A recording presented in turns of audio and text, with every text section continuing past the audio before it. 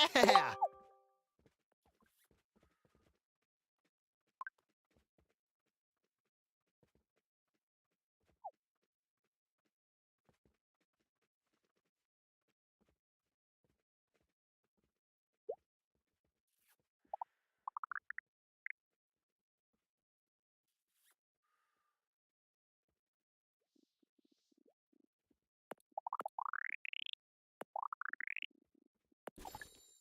Yeah!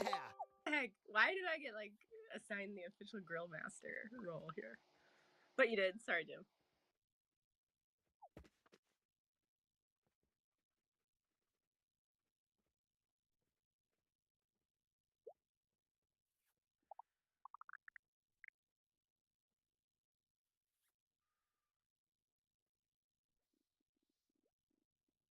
There we go. I have the stream all ready to go. Hello, everyone. Welcome. Hello, Rustan. Good morning. Why did I get like assigned the Seems official very grill early. master Thank you for being here. But you did. Sorry, Jim. So yeah, I guess good time to get started. It's been an awesome week on Decentraland.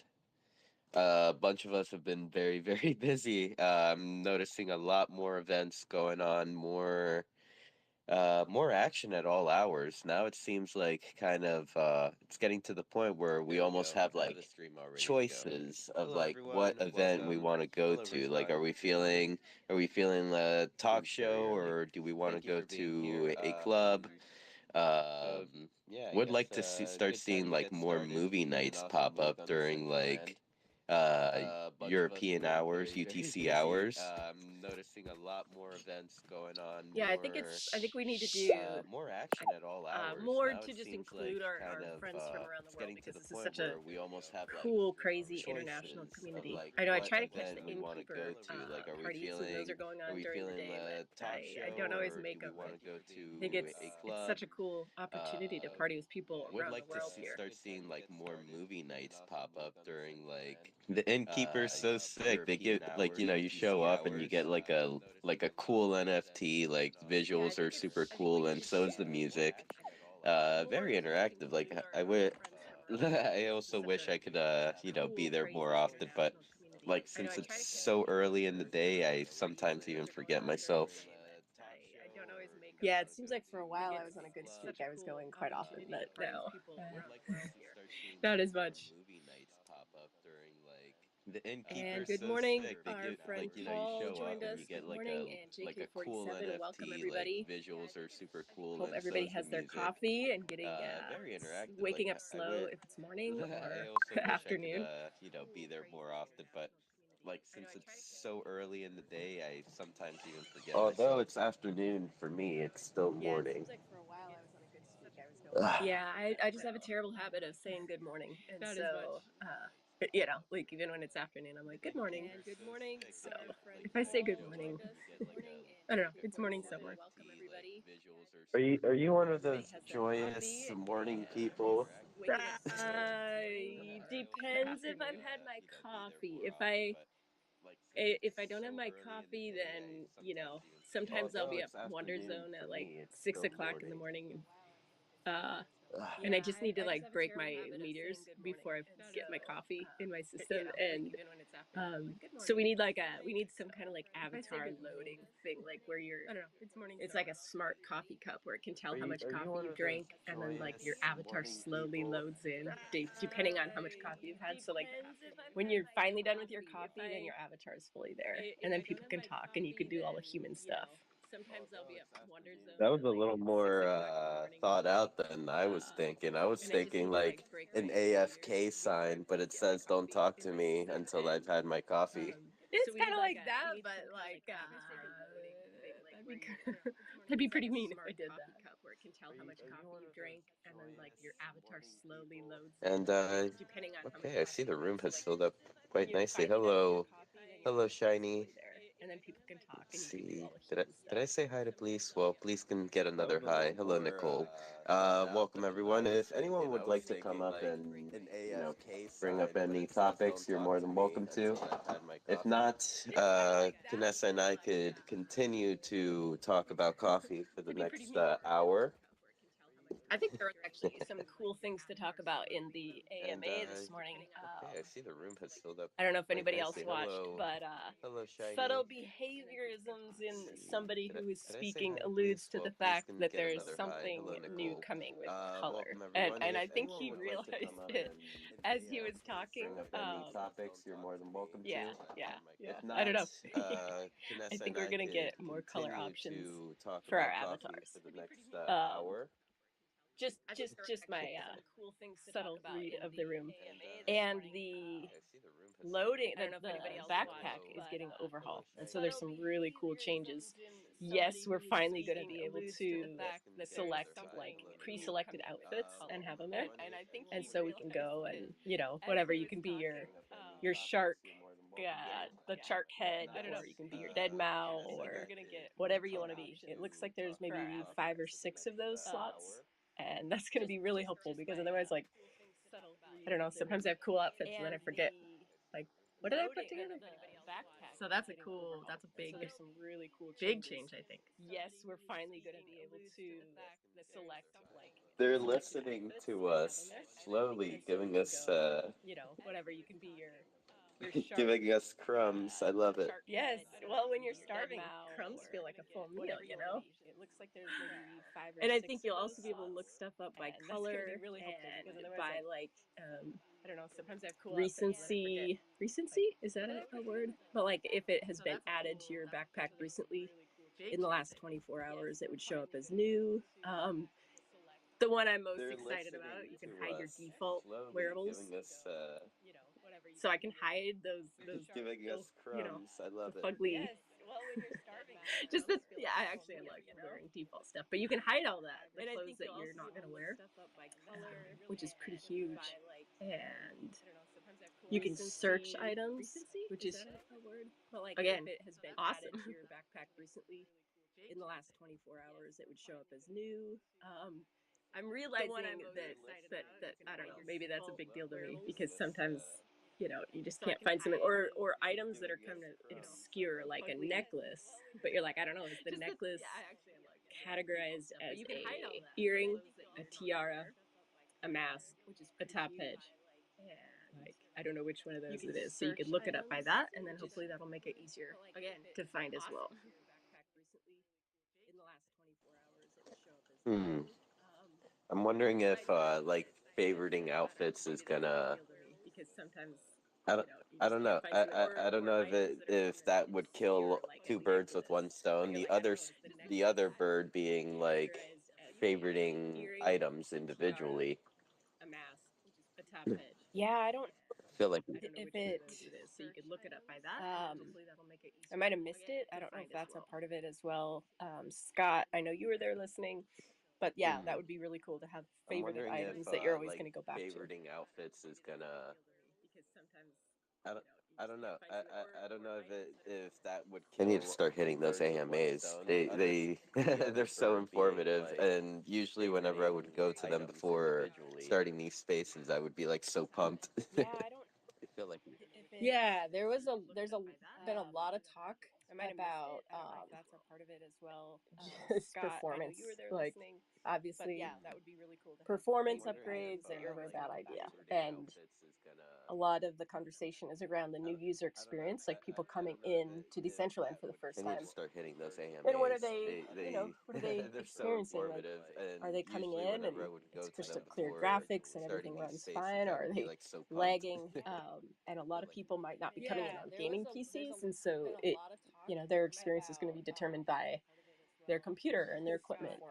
So that was an interesting one today. Like, because I think Rustan has mentioned before, the option of making new users, like everybody starts on lowest settings, like lowest default settings, so that they run, their experience runs better. Um, and of course, that sounds like a good idea. But what they did mention today, which is like a different side of the coin I hadn't thought about, is that then if you bring people in on the lowest settings, they look around and they see this kind of low quality world, and they're like, oh, this sucks, and then they leave. they have a good experience. They don't, lag as much, but it doesn't look as good. So I personally think like we found go rounds like ambient inclusion and like using a lower setting, but then changing the rendering scale.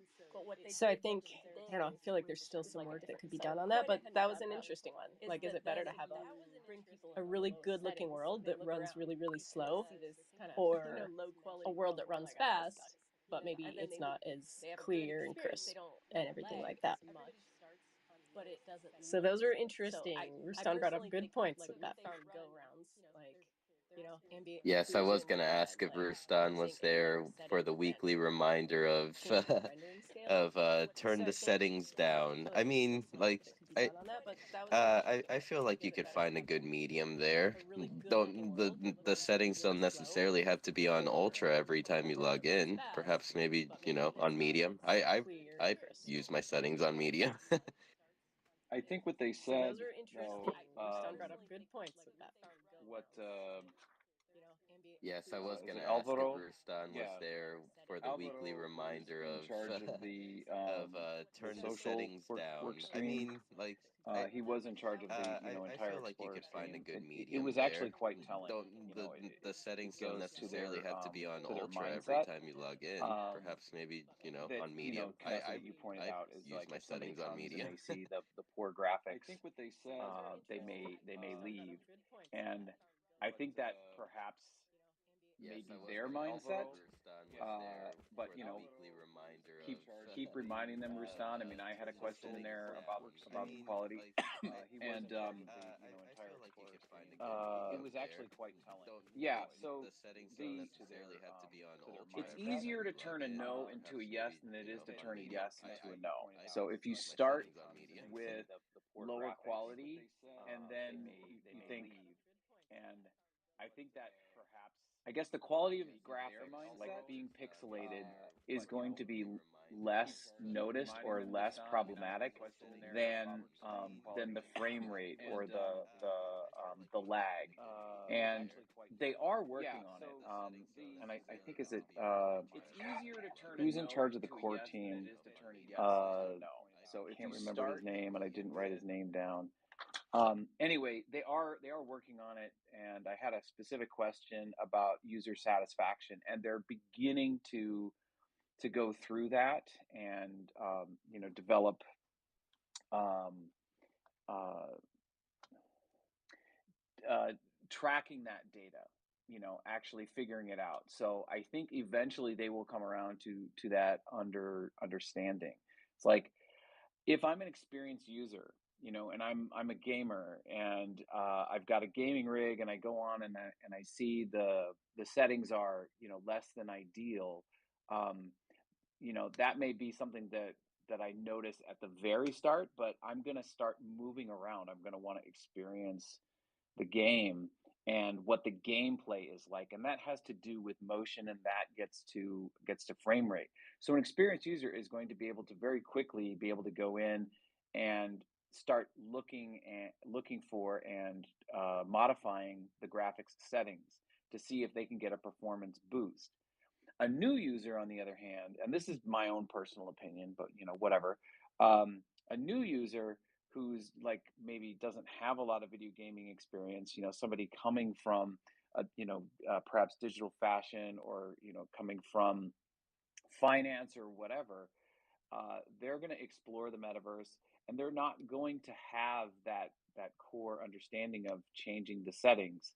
What they're going to experience is maybe superior graphics, fine, but if it's laggy, and they're not going to be able to hit a key and have a response, they're going to bounce.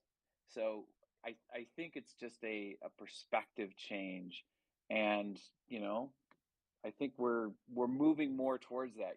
Having the outfits in our backpack is a good sign. This is the same team that is responding, is listening to what we've been talking about, and they are. It takes a lot of time and effort to turn an entire cargo ship around. It takes time. Yeah, definitely. I mean, I think I like when I'm when I'm trying to take pictures, I'll put my graphics up to like ultra to get the best pictures. And then I'll put it down to like lower settings when I'm not and I'm running around. And I don't specifically notice the difference a lot of times because I'm more interested in like, oh, like Stoney's playing, like I'm watching the music, I'm talking to my friends. And so I think that those little pieces, I think you're right, for a new user, there should be different options, I think, because like Rustan, you brought some new people in recently, and I mean, I feel like that experience was shaped by, because there are people that don't have those high power gaming PCs. And you've got your hand up, so I'm gonna let you talk for yourself. Yeah, I also wanted to mention that in that DAO meeting today, or the whatever foundation meeting, whatever it's called, they pointed out too that they're planning to release, which is what I've wanted more than like low quality and ambient diffusion off, is the ability to figure out what the user's computer is and apply those settings to it. And so I'm very excited about that. But also, I was talking to PB in Discord through DMs during the whole call, and it's pretty clear that DCL is being built for gaming computers. So really, like, the mainstream has to upgrade their computer to really experience DCL to its fullest. And I don't know, I just don't see that happening. But yeah, that's all I want to say.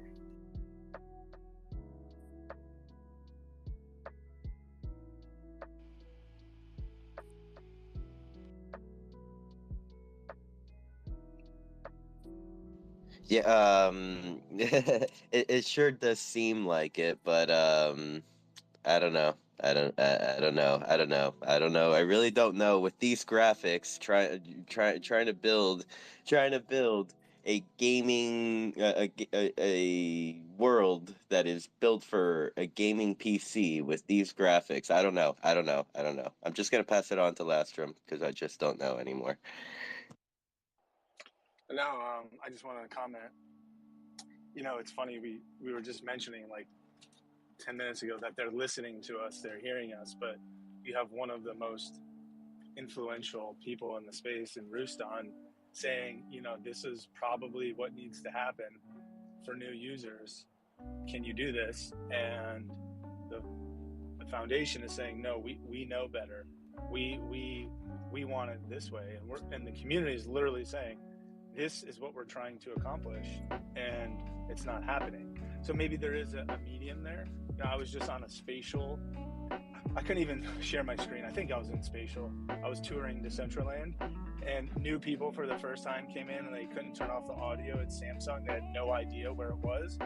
So maybe just, and again, I haven't even done the tutorial yet when you first join Decentraland. So maybe part of that tutorial is like a graphics overview or a settings overview, and like, walking them through, hey, here's where you're at medium, try changing it to low and experiencing it, try changing it to high and experiencing it, here's where the audio is, and maybe building that into the tutorial could be a happy medium. But it's just funny to take a step back and praise them for things that they're listening to, but then just give them a pass on other things, which I think are huge for adoption, especially when you have an influencer like Rustam.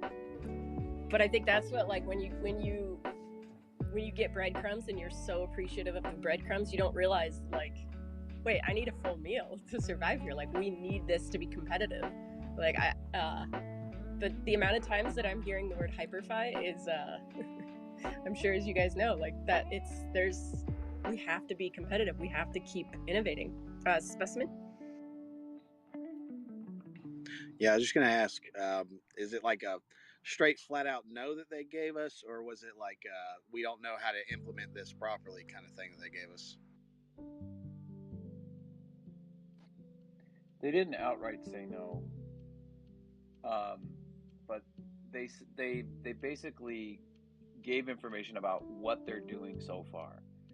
And I don't necessarily consider myself a foundation apologist, but I'm just trying to put myself in in their position, right? It's like, I think once they have more information about those, Rustan, you mentioned it, that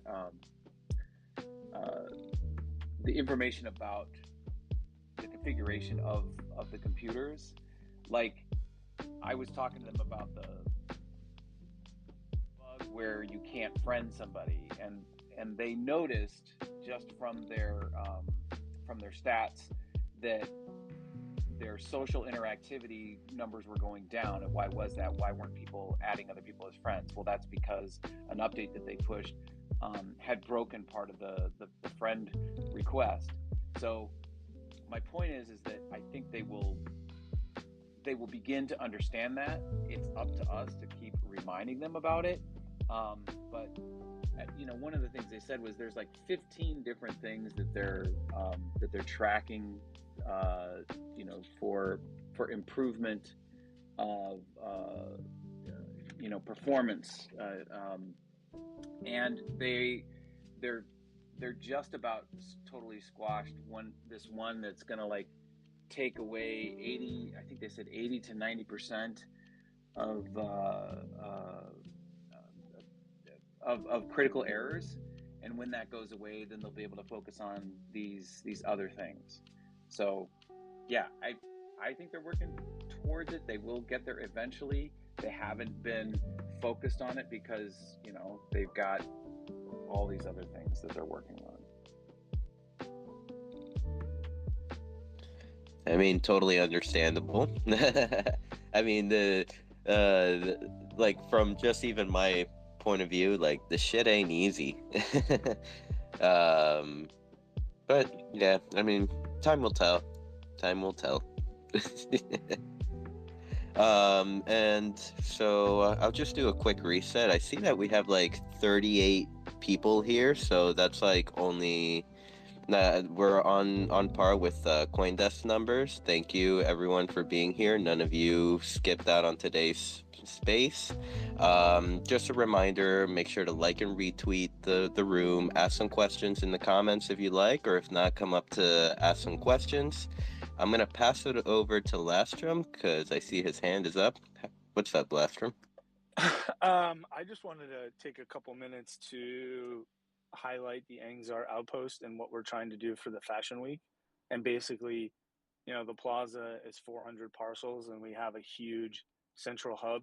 And I know the open calls to be a part of the official Fashion Week and the area have sort of ended. I think they ended on February 15th. So what we want to do, especially on this call, is highlight the fact, like, we want to do something for the Fashion Week for people that aren't in the official area but want to be a part of it and highlight their wearables or highlight their items or things. So just wanted to pitch that, like, we kind of have an open slate to do whatever we want to do in the next month. We have some ideas. The team behind the Angzar outpost has some ideas of what we can accomplish or think would be cool, but just wanted to pitch what would people want to do, to highlight their wearables or such, because I am no longer part of the foundation, but I'm contracting with them, and so I'm working on the portal system, and so I can easily include us being the Angzar outpost in the portal. So if you remember the music festival, there's these little almost look like little telephone booth things, and you go and click on it, or you can swipe and choose which area to teleport to. So we can teleport from the official area over to the outpost and do all kinds of social media. So I just wanted to pitch, we could do our own runways there, showcases, events, kind of just give it to the group. I mean, that's an awesome idea. So if anyone wanted to kind of share their thoughts or ideas, where would be the best place to go? I think the Discord would be great for the outpost. I know it's another Discord. I know. And maybe create a new thread in CBD's channel, but we have the Angzar Discord, and I'm driving, so maybe UMAC or Nicole could post the link to the Discord for the Angzar outpost. We have 3 ideas, and I can go over those quickly, and then we can go further in detail. But yeah, it's basically like, why don't we, this is a community grant. Let's do something awesome with the space that we have. That's so sick. And yeah, Nicole or UMAC, send me a link to the Discord server and I'll pin it to the top or something. Or if you already tweeted it, just send me the tweet. Yeah, so our first idea is we have a CPC machine. We've coined that. It's the clone player character machine. And so you can go in the world right now, and the UI is terrible, but you can go clone yourself.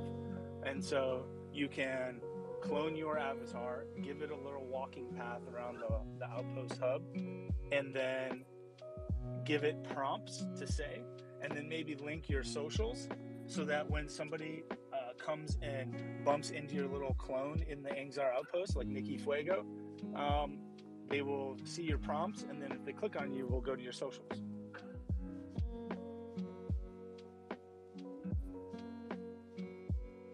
I'm wrapping my head around that. That sounds really cool. Yeah, and it takes your wearables from whatever you have on at the time.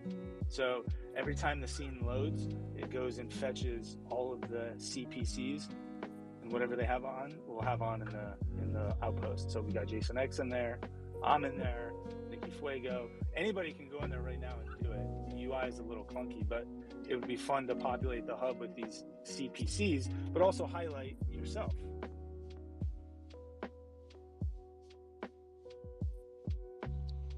$13, you have your hand up. Question for Lastrum? I'm just reading the comments. Existence has a question for Lastrum. Did I read correctly that you are building a Decentraland exchange? If so, will there be staking available? And would this be an opportunity for the DAO to diversify and receive a fee percentage from swaps? So part of the proposal, the main part is putting all of the marketplace website functionality into the world, because having these disjointed feature sets really break the user experience. And so we want to bring all of the purchasing of Decentraland items, land names, wearables, emotes inside this Outpost.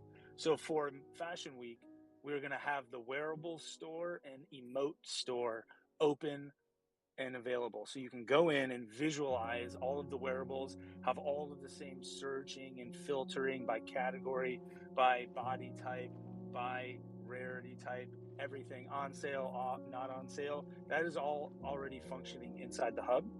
And so that's the huge part of the proposal, is after 6 months in June, all of the features will be available. But we're fast tracking the emotes and wearables in world for Fashion Week. So we just want people to be able to be in world, purchase the items, and then have them right there without having a browser tab over it. So there isn't going to be an exchange per se with swapping and things like that. The Outpost isn't taking any fees. It's all interacting with the marketplace contracts as if you were on the marketplace website. Thank you, Lastrum. Scott? Hey, yeah, thanks. So Lastrum, I'm at the Angzar Outpost. Do I need to be somewhere else? Because for whatever reason, I'm not seeing the CPC thing. Are you in world or in our test link? The test world? I'm in world. Yeah, I'm in you gotta DCL. go to our world server. So the world server is Angzar Outpost. That's the name. So ANGZAAR. Angzar Outpost. So just change realm to Angzar Outpost. .dcl.eth, yes. All right. Thank But you. for Fashion Week, it will be deployed in the actual Genesis City.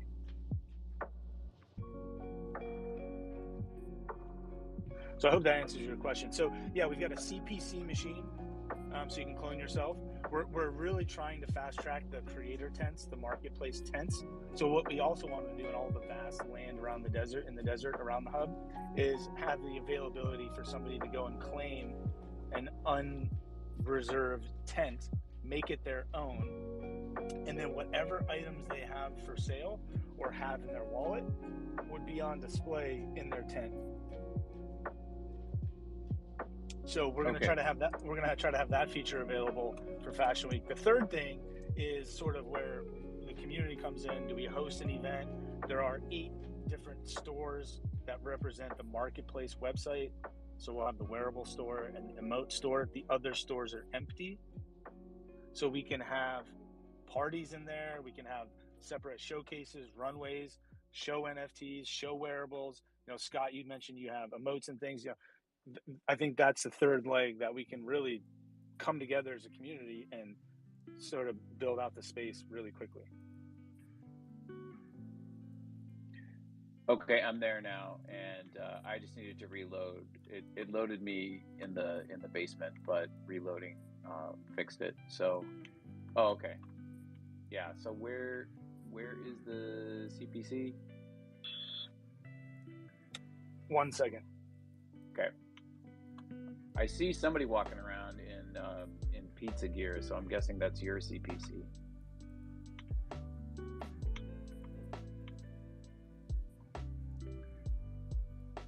I see Nikki's one of the Nikki Fuego racer things. Sorry, go ahead. Yeah, no, you're fine. So as you should see Crypto Nova walking around. So the CPC machine is just a white square for now in one of the tree lawns. And again, those little tree lawns, Scott, are customizable too. So we can highlight, like Nikki Fuego, highlight Vroomway or her location inside the Fashion Plaza. We can link back to her specific spot. But the CPC machine is a square. When you click on it, you should get 2 white icons on your screen. I get 2 squares. Yep. The left square is the path placement. So wherever you're standing, if you just click on the left square, you'll get a little waypoint. So just do it once, and then if you click on the right square, it will save it, and you should clone yourself, and your guy will stand right there. Okay, that's really fucking cool. So now you are forever ingrained in the scene. If you refresh, I believe you should be in the scene. I'm gonna try something. I'm gonna change my outfit, then I'm gonna refresh to see if it saves me. Cool. Yeah, I'm refreshing now, so we'll test this bad boy out. Cool. So we can pivot and as he's doing that, but there'll be prompts available right now. Nikki just gave me her prompts on Discord, or their prompts on Discord, and so we can do that. It's going to be all in world. I'm trying to get everything to be done in world. We're all talking about onboarding and performance and things like that.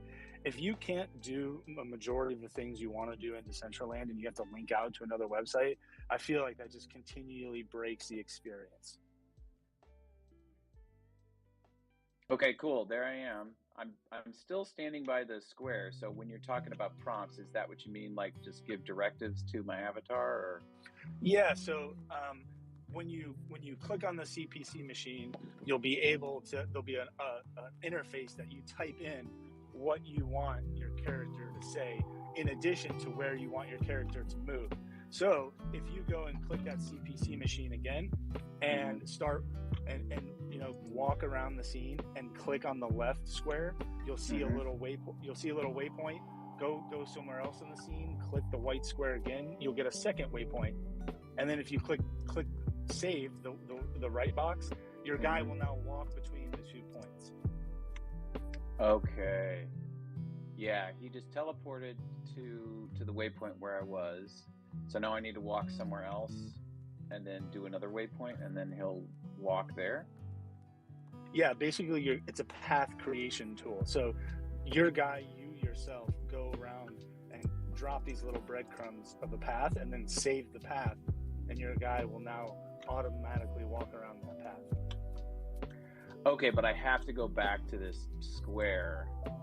Yeah, the CPC machine, correct. And then walk to a new spot. Okay.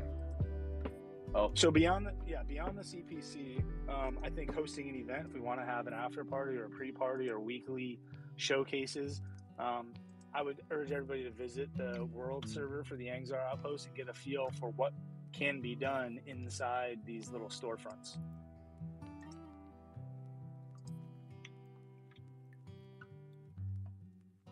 So, whenever you're purchasing something in world, is it kind of like one of those like Amazon like buy it now buttons where you click and mana like it instantly takes you to sign contract? Or will there kind of be like are you sure you want to buy this? No, we definitely have a confirm prompt before you purchase. But if anybody's seen Ready Player One, when he's walking around the store, we have these little sort of futuristic pods, and the avatars, fake avatars, are floating in these showcase pods as mannequins, and they're wearing the actual wearables for sale. Then you walk up to it and click the buy button. A UI will pop up and say, do you want to purchase this wearable for this much? Here's how much you have in your wallet. Here's how much it costs. You click confirm, and then just like on the marketplace website, you sign the transaction, and you'll purchase it. There's no custom contracts created for this stuff. It's all the exact same contracts. It's kind of the beauty of Decentraland and it being open source, is we don't need you guys to trust us with a new contract. You're just interacting with the same ones on Decentraland's website.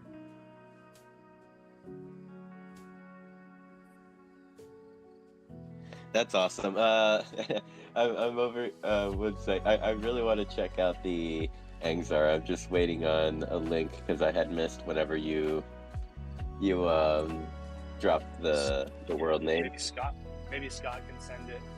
But yeah, so our team is here. Our team is here for the third portion, which is what do we want to do for highlighting individual creators or hosting events or bundles or anything.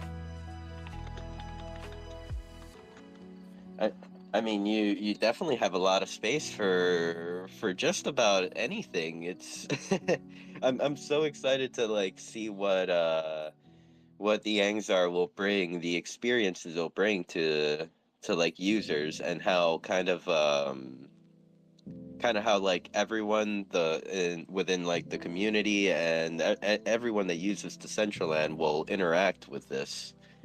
We So, like, in terms of whenever it gets deployed onto the Decentraland, I'm guessing you guys are planning to, request the POI star just so that it could be highlighted for everyone. What other like what other ways are you kind of like trying to use to kind of bring attention to the Angzar? Great question. And the Metaverse Fashion Week is a great opportunity to showcase actual progress. I mean, this world server has been live. In our Discord, we continually push updates to this world server. So, odd job, Scott, if you're in the scene, you can actually go into the wearable store, and it doesn't have a name on it yet, but it has all of the pods that are properly placed, and you can actually go filter and see all of the wearables on the marketplace. All that stuff is there. We've turned off the buy functionality. You can go and check out the names and look at the names as well. And Jason X is in there managing that, which is kind of funny. And we reached out to him and he wanted to be a part of it. It's really cool. So we want to use the Metaverse Fashion Week as a test ground for, what is possible, how the experience went, and then what can we change to make it better. Like we're obviously, we received a grant for this, but beyond that, there's no monetization. So we want this to be part of the community because we really feel like having in-world purchasing in a central location that makes sense in terms of how to do it is really important for new users. So we want huge feedback for the entire experience, as early on as a month and a half into the grant, like we are at today, to make sure that the experience is what the community feels is required for themselves and for new users. Yeah, I'm in the store right now, and I'm contemplating buying the butterfly prawn skin. This is really nice. I've been following, like, as you guys have been developing this, and it's really tight. I mean, I really appreciate just how smooth of an experience, just looking at the different wearables, and seeing them in 3D. Like, just being able to walk around it, and as you say, not breaking that. I don't know, what did you say, like the fourth wall or whatever? Yeah. But go ahead. Yeah. No, go ahead. I just was gonna say, do you notice the colors on the pods correspond to the uniqueness, like the legend, the rarity? It's kind of a nice little touch. I'm probably not the person to ask that. I'm colorblind, so sure. I mean, I do see. Let's see. Yeah. Okay. Is it the top part of the pod? Yeah, it's like the top and the bottom sides. Yes. Oh, okay. Yeah, because there's like red panels, and I was looking at that first, and those are all the same everywhere else. But yeah, I do see that there's the little things around the bottom and around the top that change color. So that's really cool. And it's yeah, it's got BP skin, 10 mana, how many are available, which I love that it says, how many are available, not just the number, because some places show you how many are remaining, some are available. You've got unisex, you got a little blurb, transform you into the butterfly prawn. Is there a try-on feature here too?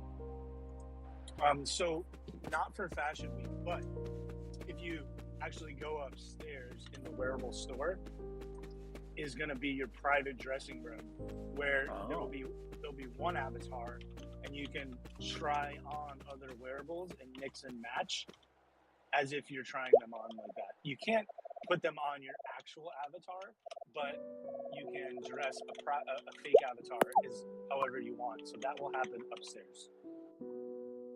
Okay, cool. So that's something that's coming. It'll probably be functionality after Metaverse Fashion Week. Actually go upstairs. Correct. Okay, cool.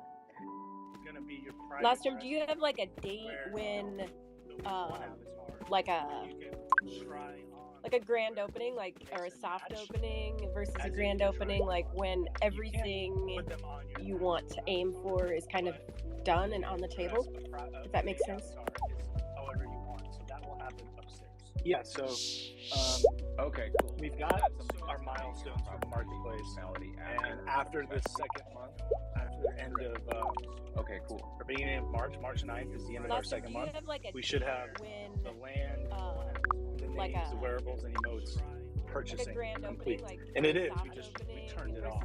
So I think for like a soft launch with Fashion Week would be pretty nice for the part of the proposal that deals with purchasing, and so just hyper focusing on wearables and emotes and showcasing that experience would be really cool as the first soft launch. And after the second month, Sweet. Okay, cool. Because we also have some really interesting gamification going on as well.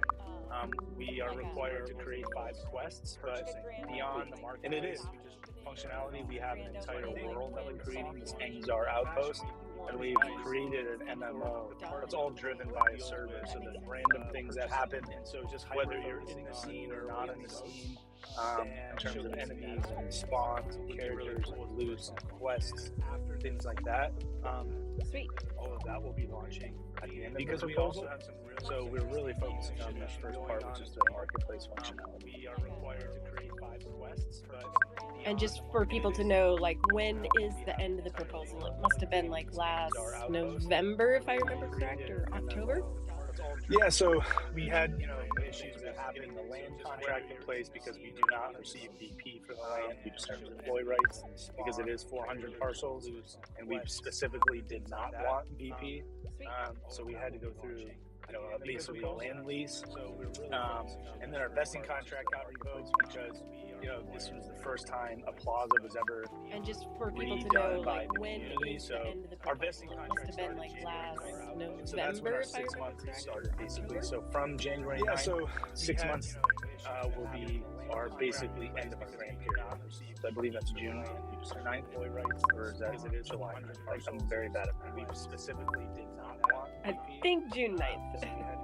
Okay, that's good. That's good to know. It's kind of nice to have some like future forecasting out there to kind of keep our eyes on. First time a plaza was ever. And just for people to know. But I don't want to hijack this. I just want to put this out there that it's available to us for 6 months. And I know so from January, sometimes the submission dates and forms, basically, and links and things can be a little nebulous when dealing with the foundation, like where to go to be a part of something. So if you wanted to be a part of the Fashion Week or wanted to do something, I know a bunch of people do a bunch of things. This is just another opportunity. Just some like future forecasting show more creativity, more creators, more ideas, more content. But I didn't want to hijack this. I just wanted to. I love it, and this is I think this is a very good idea. I'm just popping into the Angzar right now. I see Crypto Novo is in here. Or that's awesome. There's a lot of people in here right now. Like I definitely see the. Okay, I've seen a few examples of like in world where you know, individuals try to make that mini mall for people, and it never really quite works out because they don't usually have like the you know, the necessary features in place, like, you know, using the marketplace in world, not having to click and then go to the separate link to I definitely to purchase the wearable. I've seen this is going to like in world where give users the opportunity to be like with you know, be hanging out with a friend and say, hey, want to go shopping? Let's go. Let's go try on some new some new you know, clothing, some new wearables. I know Canessa will love that, and we'll probably have a group of friends like to model with at all times. Oh my gosh, yeah, especially like Fashion Week. I mean, we take for granted things that have already like that we've already users the opportunity to be like with you know, be hanging out with a friend and say, hey, in the marketplace. Want to go But shopping? do you guys Let's remember go. when we didn't have Let's go try on some new and some you new don't know you know, what you're clothing, getting? some new Like, wearables. how many of us bought I know Canessa will love that. that looked like a halo, and then it was like a tiny friends like like washer above our head. to model with at all I don't know times. how many things that I bought. Yeah, that like because there was no preview mode, you couldn't see what you were buying. You bought it, and then all of a sudden they're like, "Oh my gosh!" Like, I wish I would have seen this first. So, I think the marketplace. Did we have preview? I think we got that right before Fashion Week last year. I believe, or maybe after. I'm trying to think. Did I buy any clothes that I regretted last? Looked like a halo, and then before Fashion Week, washer above our head. It was around those times, and I remember like when it came out, we were all just like, "Whoa, bro!" You know, like raving about it. And now we're on to bigger and better toys that Lastrum is building for us. Yeah. Right before the last next year. I mean, we're gonna need like this bar is just gonna have to. I'm trying to think. Did I buy any clothes that I regret? Yep. So thank you, Lastrum, for coming up and sharing.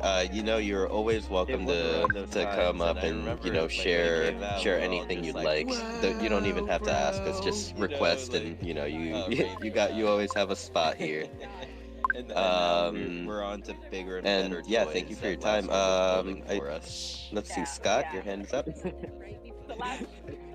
Yeah, thanks. I just wanted to remind people that. Yep. I think it was so 2 weeks thank ago, you, Lastrum, for coming up and sharing. You know, you're always welcome to come 2 up weeks and, ago, you know, share anything you'd like. You don't even have to ask us. Just request, and you know, you always have a spot here. Coming into Decentraland to learn and how to yeah, build. thank you for your time. Yeah, let's see, Scott, your hand's up. Mana sitting in my wallet, ready to purchase a name for you. So yeah, if there's anybody out there in the crowd, I think of right now, thank you, and Lastrum, for coming up and sharing. You know, you're always Maya, welcome to come 2 weeks up ago, and, Lightwave, share Studio Max, whatever. anything you like. Maybe you're using SketchUp and you want to create something for Decentraland. Reach out to me, Decentraland, and learn how to build. Yeah, thank you for your time. We'll get you set up. Yeah, Scott, your hand's up. DCL username, so it'll be whatever name that's appropriate. Yeah, DCL.e, and right now set up with the DCL world deployment, and you can see your stuff in Decentraland. Yes, thank you, Scott. I actually, that was like kind of a thought that did cross my mind. Like I think it was last night, and I was going to ask you about it. I'm happy you brought it up. So yeah, that's a pretty cool opportunity for anyone that doesn't have a name currently that is looking to learn, learn how to build within this ecosystem. And so I don't think we've set up a Yes, official thank way you, or Scott. anything like that of like how That was like to kind of a thought how that did cross to my get mind. started with this. It's Like I basically think it just was message last you night, and I right was now, going right, to Scott? ask you about it. I'm happy you brought it up. Yeah, So I Yeah, mean, that's a pretty cool opportunity we're for way anyone overdue that for the doesn't have a name community currently that is Discord looking to town hall. learn, I don't want to just like learn how come to in build and within do this stuff. ecosystem. And It's I serve so at I don't think we've set up a what's that term? I mean, I'm here to serve people that are official part of way the or anything like that of like Discord. I'm how not here to like just how do stuff. to So get that's started something with this. It's basically just message we you right now, want to right, make an Scott? efficient channel. Then we can do that. Yeah, I mean, that's a pretty cool before opportunity that for happened. anyone So until that that doesn't point, have a name currently yeah, that just message me is direct looking to town learn, hall, and learn how I to can build within this yeah, I can work with you. ecosystem. And And I'm not going anywhere. so I don't think we've set up a Just know that I'm yeah, good on my official way word. or anything like that of like how to If you're a builder and you how want to do stuff, to so get that's started the with world. this. It's basically Hit just me up. message you right now, Want to right, make Scott? Thank you, Scott. And just a little backup for Scott here. He is a straight shooter, and he'll send you that name. I've seen him, purchase names for some of our most iconic community members. Actually, a couple of them I can probably see in the listener stand right now. And that the first time whenever I heard about that, you doing that, Scott, like just randomly, just from the bottom of your heart, just the goodness of your heart, just purchasing a name for someone, I was like, that made my heart melt. I was like, okay, Scott is the one. Scott is a real one. So, just a quick reset. Make sure to like and retweet the room. And I know that Blease has been up here in the speaker panel for a while now. Been very patient, and it's been a while since we've heard from you, my friend. How are you? What is up, friends? Yes, it has been a while. Happy New Year. New month, the third month here. But, and I want to just second what you were saying about Odd Job, love Odd Job. He's hooked up a few of us with names in DCL, and is a great leader, and also an explorer. I love the Mondays and going around to different places and finding new places every week. I did come up initially when we were talking about, accessibility in Decentraland and the experience for new users, and how that first experience is just so important. If you have like one bad experience, it's like IRL. If you go to a store and have a bad experience that first time, you're not wanting to go back to that store again. And so, but I also know the other side of that too, and of like the engineers and developers wanting the best possible to put out. It's almost like a game developer having to go to like CSGO, to make it accessible for the phone. Like you're going to be heavily limited on what you can deploy. So trying to find that balance. And what I'm seeing too with brands coming in here, it feels like they're really wanting content for the Web 2 stuff, and like they're encouraging you posting on Twitter, which is a Web 2 platform, or they're encouraging you to post on Instagram. So I think we're still in that stage of like just raising awareness. So, and what I see is like them not asking you to like post a link to the Decentraland plot. It's like it doesn't feel like they're trying to get more users in it. They may as a result of coming in there, but it feels like it's just posting pictures or posting videos of the experience and just getting users who are already using Decentraland versus trying to get maybe a new user in there by having you post a link or something to the land. And talking to engineers at NFT NYC from Mona, they have no intention either of going like more accessible and making it for the phone. And I would like to see, you know, these metaverse platforms go on the phone, because someone brought up Spatial. Spatial's phone app actually looks better than on certain computers. Like the graphics look so good on the phone app versus on like a lower end computer that may not, you know, be able to run really good graphics. So I don't think like visually it would be hindered too much like on a phone comparatively to a gaming PC. Yeah, you're not going to get to that level, but I just wanted to bring that up there of like feeling like they're just trying to get more awareness, which is a good thing overall in the long term, and thinking of this in a longer term sense of like realizing that maybe mass adoption is a little further away, that we're still in that just awareness of what's going on here and getting that Web 2 content out, which ultimately will lead to more users down the road. Immediately, probably not, but they're probably thinking longer term. I don't know. Just wanted to throw that out there, but really appreciate you hosting this space week in and week out. That persistence is not going unnoticed, and that's really great stuff. So kudos to you, and what is up, Odd Job?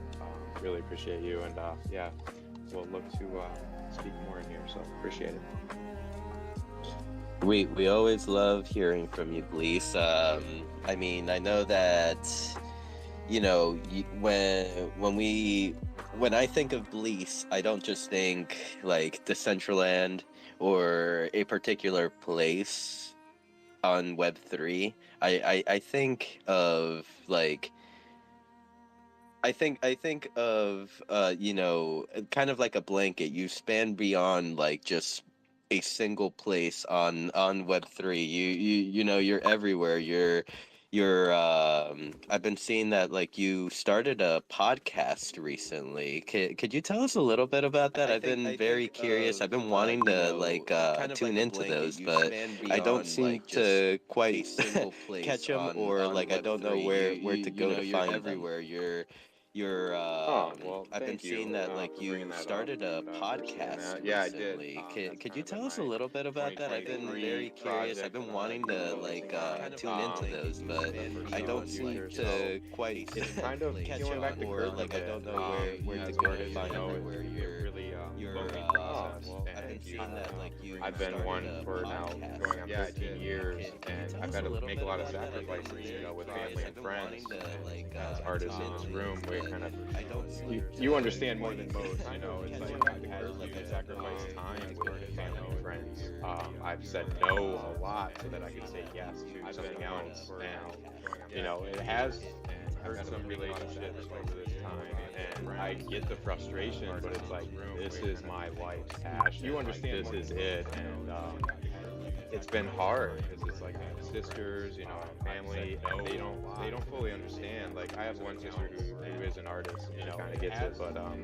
for the most part, it's like I don't see them a lot. I see them once a year. That's a lot. So they don't really know too much. And it's just like, as a writer too, you know, having written the 2 novels, I spent a lot of time in there. And writing is also a lonely process. I have like a poem that says, loneliness is not having someone to talk to, so you write to talk to yourself as someone else.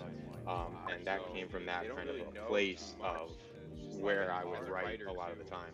And so what this podcast is, and like I've been kind of thinking of a project like this, of trying to be more inclusive and be more open with friends, is kind of peeling that back and like putting something out and trying to engage more in that place. Yeah, so it's Indefatigable Artist podcast. Indefatigable is my favorite word. It just means persisting tirelessly, no matter what. And I also just want to like kind of motivate myself on like off days, but also motivate others. And that's kind of spawned from like these Twitter spaces, people resonating, which I didn't really expect. You know, I put out my first book in 2019, and I really didn't do like too much of a book tour for that. I went to all these bookstores in the Northeast. Like, if you can name a bookstore, I've been to it in New York City, Philadelphia, resonating, DC, Baltimore, all over Connecticut. And I was really setting up for my next book because I knew the sequel I was going to get done, which was going to come out in 2020. And we all know what happened there. And that just kind of squashed all of my plans for those book releases and to do IRL stuff. But the metaverse has been so beautiful in being able to do live readings in front of others, you know, really for the first time of like doing these readings and doing justice by these novels. And so yeah, that's kind of where this podcast kind of stemmed from, is kind of these Twitter spaces, and realizing like, okay, I want to, you know, record this and get it out, you know, find it the first time on Spotify, Apple Podcasts. I did start a YouTube channel now. I am doing just voice because I just want to be able to do something, you know, kind of like a one-man band. Like, I was realizing like I could do more video, you know, like on cam stuff, but yeah, it's tough. And anybody that knows, like, does this, knows like how tough it is to like record it, write it, doing just voice stuff. I appreciate you asking, and appreciate anyone taking the time to listen. To your last comments, like, you know, anyone that does it knows the time it takes. Like, I can even bring it to like my examples. Like, sometimes for me it might, like, if it's like scripted written down, I probably have to like record it about 4 times before I'm like, okay, I think I said it right. Knows the time it takes. Until like it's just right. And like my example, it also does come down to like the individual, because like a lot of the times what I've noticed with my creative friends down in the listeners is that like it can be beautiful to the whole world, but as long as like you're the one making it and you're the one that knows its flaws, you're just like, it's not good enough. No. So, you know, it's a big thing that like you know, you're taking the time to do these and you're posting them. Like personally, even myself, I have so much content that I've like made that I have like just sitting because I'm like, I don't feel confident enough in this yet. Get it out there, man. It's a digital asset that's never going to age, you know. And it's like, we overthink it sometimes. We overthink just content in general sometimes, and like, I hear you on that. Like, perfection is this state never reached, you know, but you just got to get it out there. And that's one of the things I've talked about, is like my personal experience of having lost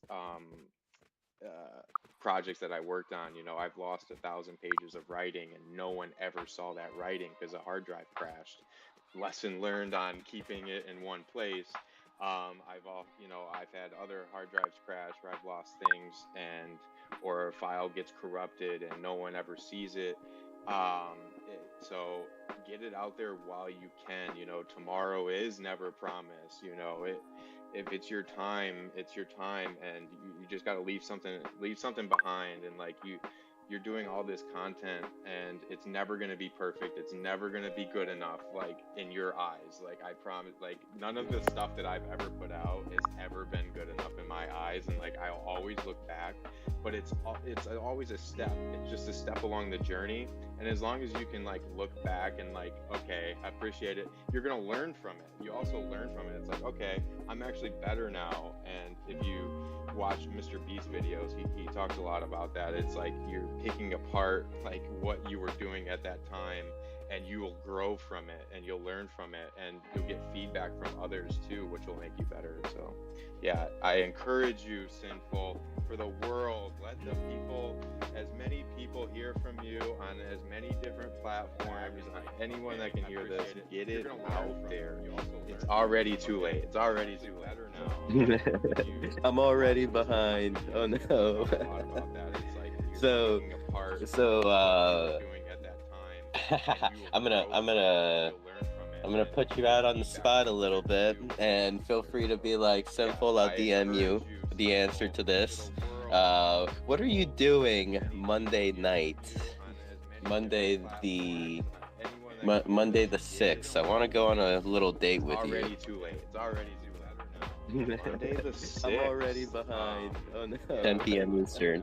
I can do it. I can do a date. So you asking me out? All right. I'm I'll say gonna yes. I'm gonna put you out on the spot a little bit. Yeah, feel free to be well, like, more so directly, pull out would the you like to be the answer come to on this. Beyond the NFT this What are coming you week? doing Monday night? Monday the 8th I at would 10 be p.m. Eastern. absolutely honored. Monday the 6th. I want to go on a little date with you. Colorful says, whoa. Monday the 6th. I'm already behind. Oh no. 10 p.m. Eastern. But yes, I can do it. I would be truly honored. So thank you. So asking me out. Sweet. Well, everyone. I'm not gonna pull another 38 joke. I'll leave that one. So everyone, you heard it here. Bleece will be on Beyond the NFT this coming Monday, the 6th, 10 p.m. Eastern, 7 p.m. Pacific, I believe. Is that correct? Canessa, you're my Pacific time half.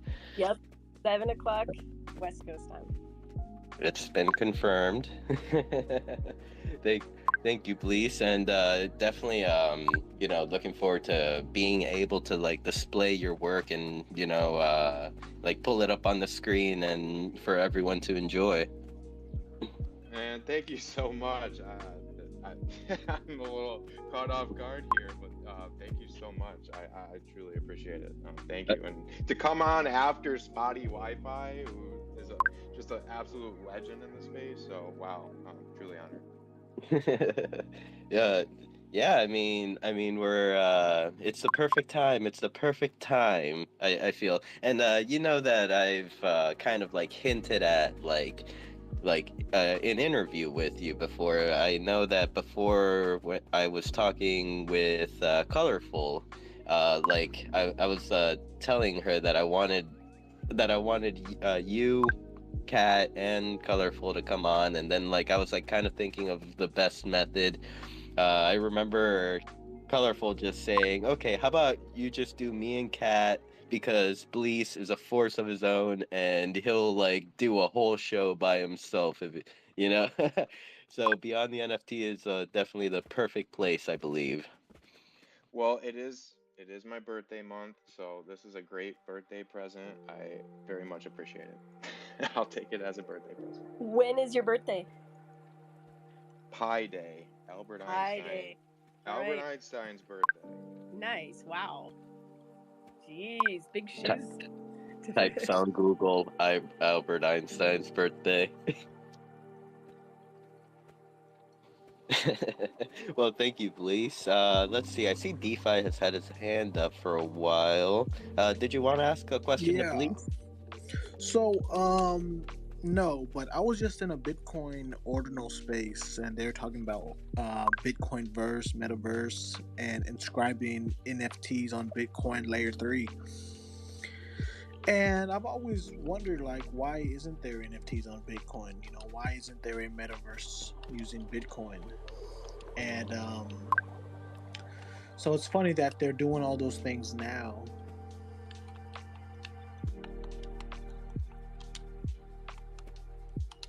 Yeah, I mean, yeah, it is funny that they're doing it now.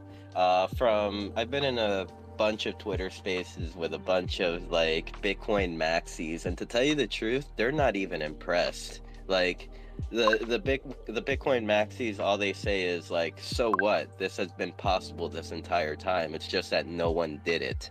So like it just takes that one person doing it. Like for example, we can use Vitalik creating Ethereum as the example. He just did it, and then started building upon the platform, and had the backing for it, or had the creators to come and make NFTs, improve the technology. So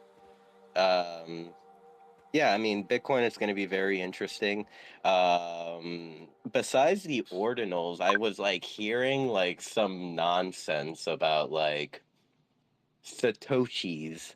Like if you like purchased a Bitcoin from back in 2012 or whatever the fuck, one of the satoshis that's within the Bitcoin could be a rare satoshi, and that rare satoshi could be worth more than the single Bitcoin that it's on. And I was just like, wow, this is a new level of degenerate shit.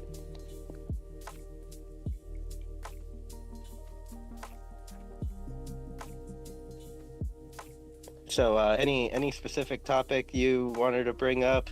Have you been on the? Have you joined it? Oh, there you are. A new level of degeneracy, right? I think that's exactly what it is. But so I'm in the metaverse, AI in the metaverse, ordinal verse, mining in the ordinal verse, mining Bitcoin in ordinal verse, pretty much is what I'm doing.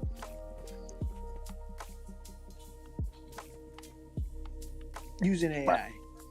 Mining Bitcoin in ordinal verse. I think I might have to get an adult in here to kind of explain.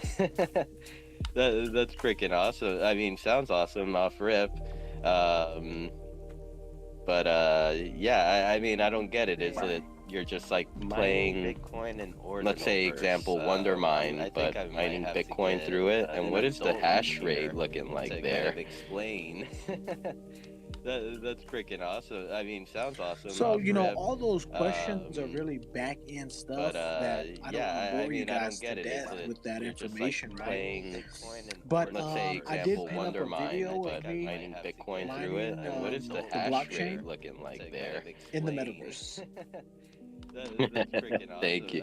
I see Lastrom did come up, or will you be my adult to explain all this? With that information, from my but very I did pin up a video that of me Bitcoin is just a completely different technology, and in the metaverse. capability for smart contracts.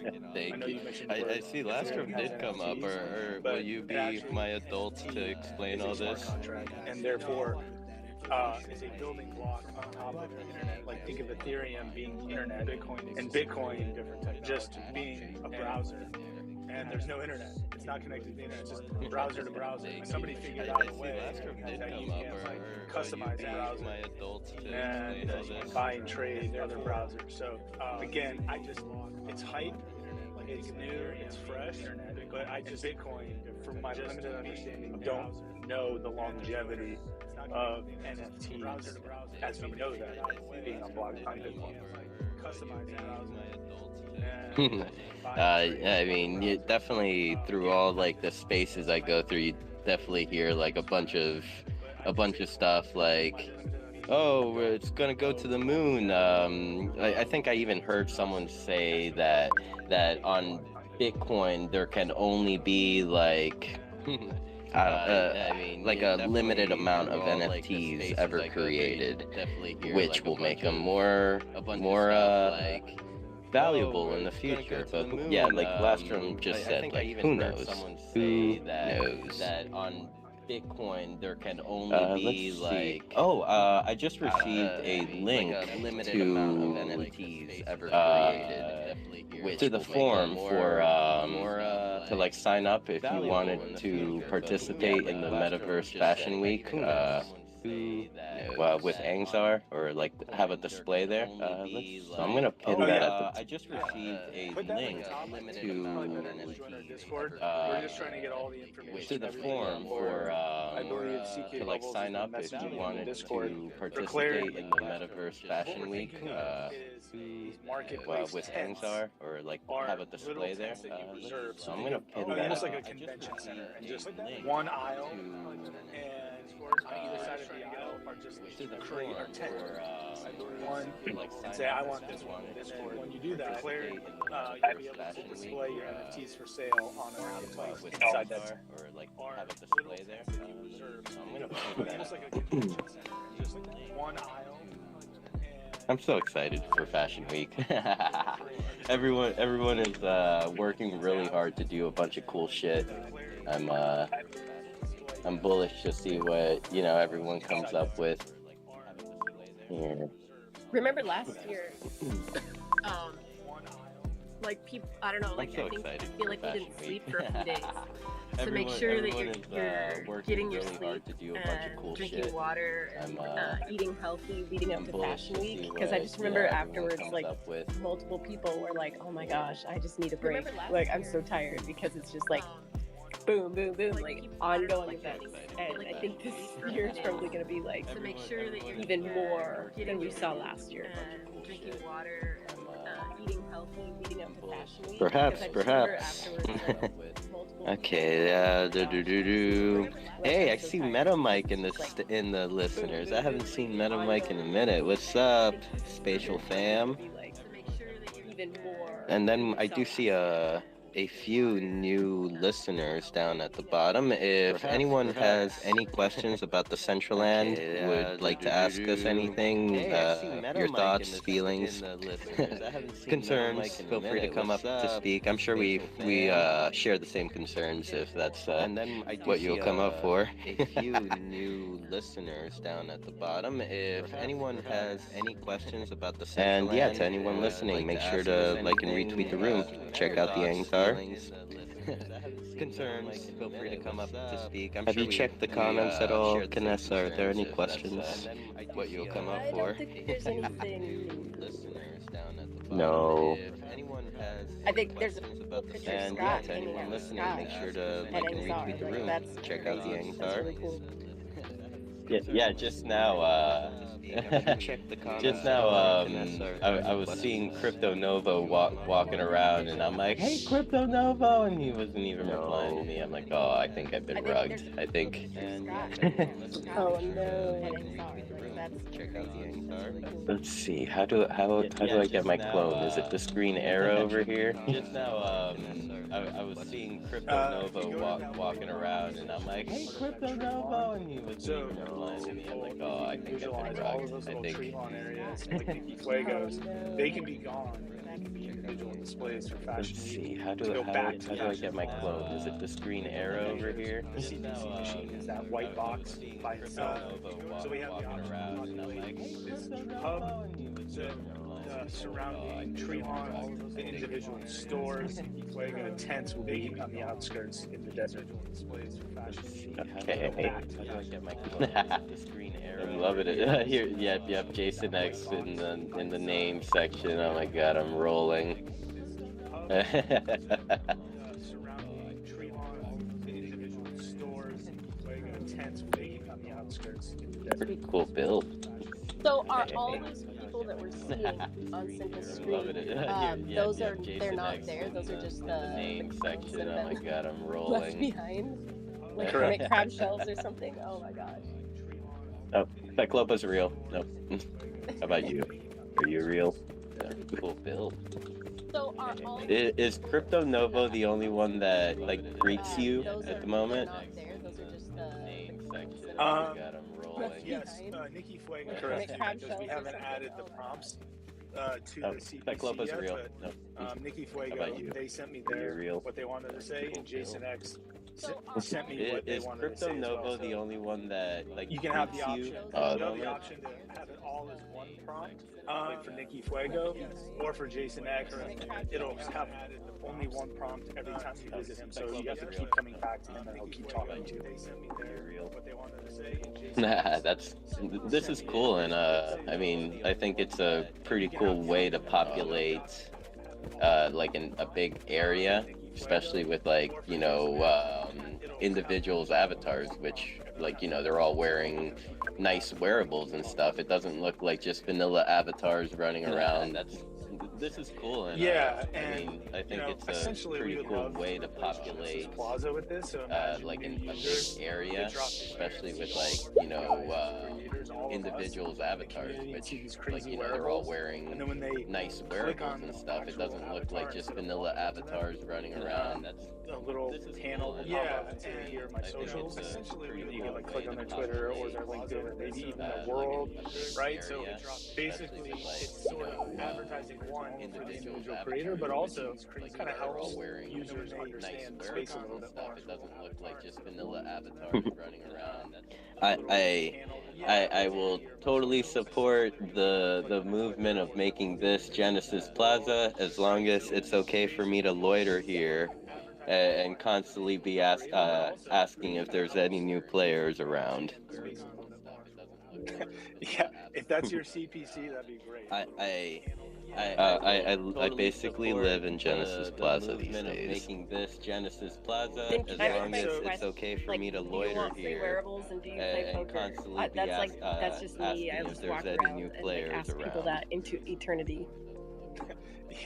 Yeah, totally. Your little character can continue walk around the path. Every time somebody comes basically out of the live in it will Genesis say, Plaza "Do these you want free days. wearables? This Do Genesis you play poker?" Plaza, Then can I And request, that's like, your like, that's do your you spot. want free Odd job wearables can and do say you play and poker? constantly That's like like a that's just tutorial, me. I or just you know, walk follow me around for a and tutorial, ask and people that click on into a link and it eternity. goes to their world server or their land or whatever, right? So really empowering us to take advantage, take over that user onboarding in a sort of unique way, play poker, and that's your And spot.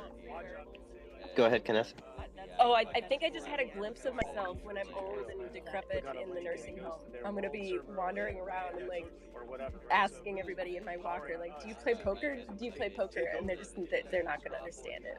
But that, yeah, sorry, thank you. I just got a glimpse. I feel like for Oh, me, I by think I just had a then, glimpse I'll of just myself be when I'm plugged old into the and decrepit metaverse. in the So nursing I gotta home. start I'm gonna being be nice to wandering all the around AIs that are being asking created everybody and in my stuff. walker, So, like, "Do you like, play they poker? don't Do you play hunt me poker?" And down once I'm they're not plugged gonna in. understand it. But that, yeah, sorry, thank you. I just got a glimpse. And to Kanessa, maybe even with for like I your feel like line, for like, me, do you by want to play then, I'll poker? just Perhaps be maybe plugged even into the then, poker metaverse. is like So I gotta a start lost being art. nice to all the AIs that are being Maybe created so, and stuff. or So, like, maybe they the don't price of ice hunt will me get to down like once 1 I'm cent, plugged in. and And to Kanessa, the maybe even stories we'll have to for tell. like your line, like, do you want to play poker? Perhaps maybe even then, poker is like a lost art. Oh, at least I just saw Maybe so, your comment. maybe the price of ice will So get kind. to like 1 cent, and Yes, my 123 alarm went off during the this space. stories we'll Just a have to daily tell. reminder to take a step back and just really appreciate where you are in this space and time. You're exactly where you need to be. I just saw Everything's one step at a time. comment. It's ups and downs. You know, it's not always going to be positive. It's always not always going to be negative. And yeah, it's just putting in some daily perspective. It's really helped me, alleviate stress and not be so hard on myself. And to just really appreciate the here and now. Past and future are really illusions that just live in our minds and cause a lot of anxiety and depression that really takes away from the right now, which is infinite. Daily perspective really helped me, alleviate stress. Totally. And man, that is what that's one of the big things that I've missed with, like, having you around, like, just the positivity you bring. It's a lot of the times it's very needed. Totally. And Like, even when you don't think that it's needed, is it's needed, because what once it's here, you're just like, wow. that's Like, one of the big things that I've didn't know how much missed with, I like, having you around, it was needed. like, just the Let's positivity see. you bring. Sorry, It's a a little lot of the times it's distracted very here needed. in a Like, sec. even when you don't think I'll let it's Kanessa take needed, over. because once it's here, you're just like, Sorry, yeah, Sam. like, I'll just say thank you, please. Didn't know how much I've got COVID right now, so I'm trying not to, it like, was needed. like, Just not too bad, but yeah, like it, I don't know, just being a like, little distracted I here finally get to in a see what sec. it feels like to be isolated, I'll let quarantined, Kanessa take and I'm so over. glad that I have, like, Sorry, Decentraland, the metaverse, I'll just say to go into and, still be around the people that, that I care about, that care about me. So yeah, I like what you're saying, and we can never have too many reminders just to, like, look back at what we're grateful for, and it's cool when you share that openly, because I think that sometimes I don't know, like, sometimes we just need to hear people say that I care about, leaders in the community and whatnot, and have that self-reflection. I remember one of our community leaders, say his name, but like made a post on Instagram, and I was like so blown away that he was open and like I don't know, just kind of vulnerable with his life. And like I approached him, and he was like, "Well, you know, people need to know that even people that seem to have all their shit together." I remember when I struggled with things like depression, you know, anxiety, all the stuff that comes with life. So I think that when we can open up and I don't know, share that part of us. Like it doesn't make us weaker, it makes us stronger. So thank you for that reminder. I appreciate it. Yeah, I just wanted to touch on that where Anxiety, what I all say the isn't stuff from that like a comes toxic with life. So positivity thing I either. think It's that like when we embrace it all and we embrace can that open up that and vulnerability. And I'll tell you where I, you know, that comes from is I used to thank you. have Thank severe you for panic that attacks, and reminder. you know, I had heart surgery, and then after that I had severe panic attacks where I would black out, and so I had to go talk to a therapist, and you know, she recommended this book, Dr. Joan Rosenberg, and really just controlling the breath because I would have like severe anxiety and stuff. So that's where this comes from. I practiced this for a long time before ever saying anything publicly about it, but it like transformed my life. I'm trying not to get too emotional, but it did transform my life, and I just try to spread it out. And it goes to what I was saying so before. This comes from sinful, like, whoever, you know, get it out there, man. You don't know who you could touch publicly with your art or with whatever you say, whatever you put out, any information that you do, hosting the space for people. And that's what is so beautiful about the metaverse is even, you know, people with disabilities who can't go to a concert, you know, speaking of Glitchcat, who you interviewed, you know, has never been in that kind of a setting where she can go into that setting in the metaverse and have that experience, and you feel that sense of presence of being with other people that isn't felt, you know, on a two-dimensional timeline.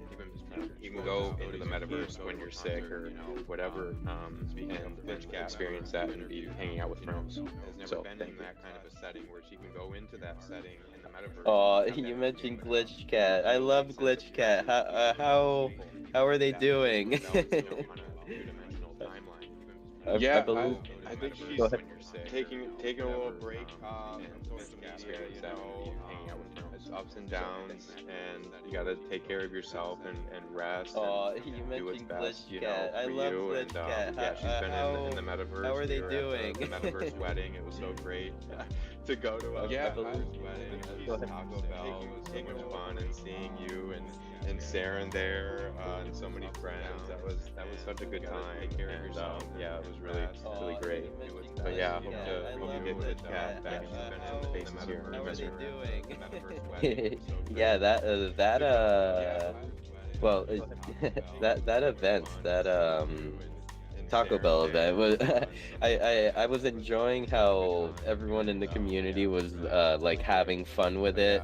I recall 13 being in like the nacho pool for a majority of the time, and then Canessa coming over and like wellness checking 13 inside the nacho fountain, and then like who was it? Someone like just caught like the perfect shot from like above of like both of them just like nose deep in nacho sauce majority of the time, and then Canessa coming over and like wellness checking 13 inside the nacho fountain, and then like who was it? Someone like just caught like the perfect shot from like above of like both of them just like nose deep in and it was really cool. It was really cool that you know that they had that wedding. I think it like could even be like the beginning of you know an option for individuals to kind of like choose like, hey, I want to have a wedding on the metaverse. I want to have it on HyperFi. I want to have it on Decentraland, wherever it may be, wherever your crowd or your friends may be. Like, I want to have my wedding there, or a version of my wedding. Who knows? Maybe even one day we might see like an IRL slash Decentraland wedding. Oh man, that'll probably be me if I ever get married. I'd be like, no, Decentraland has to be there.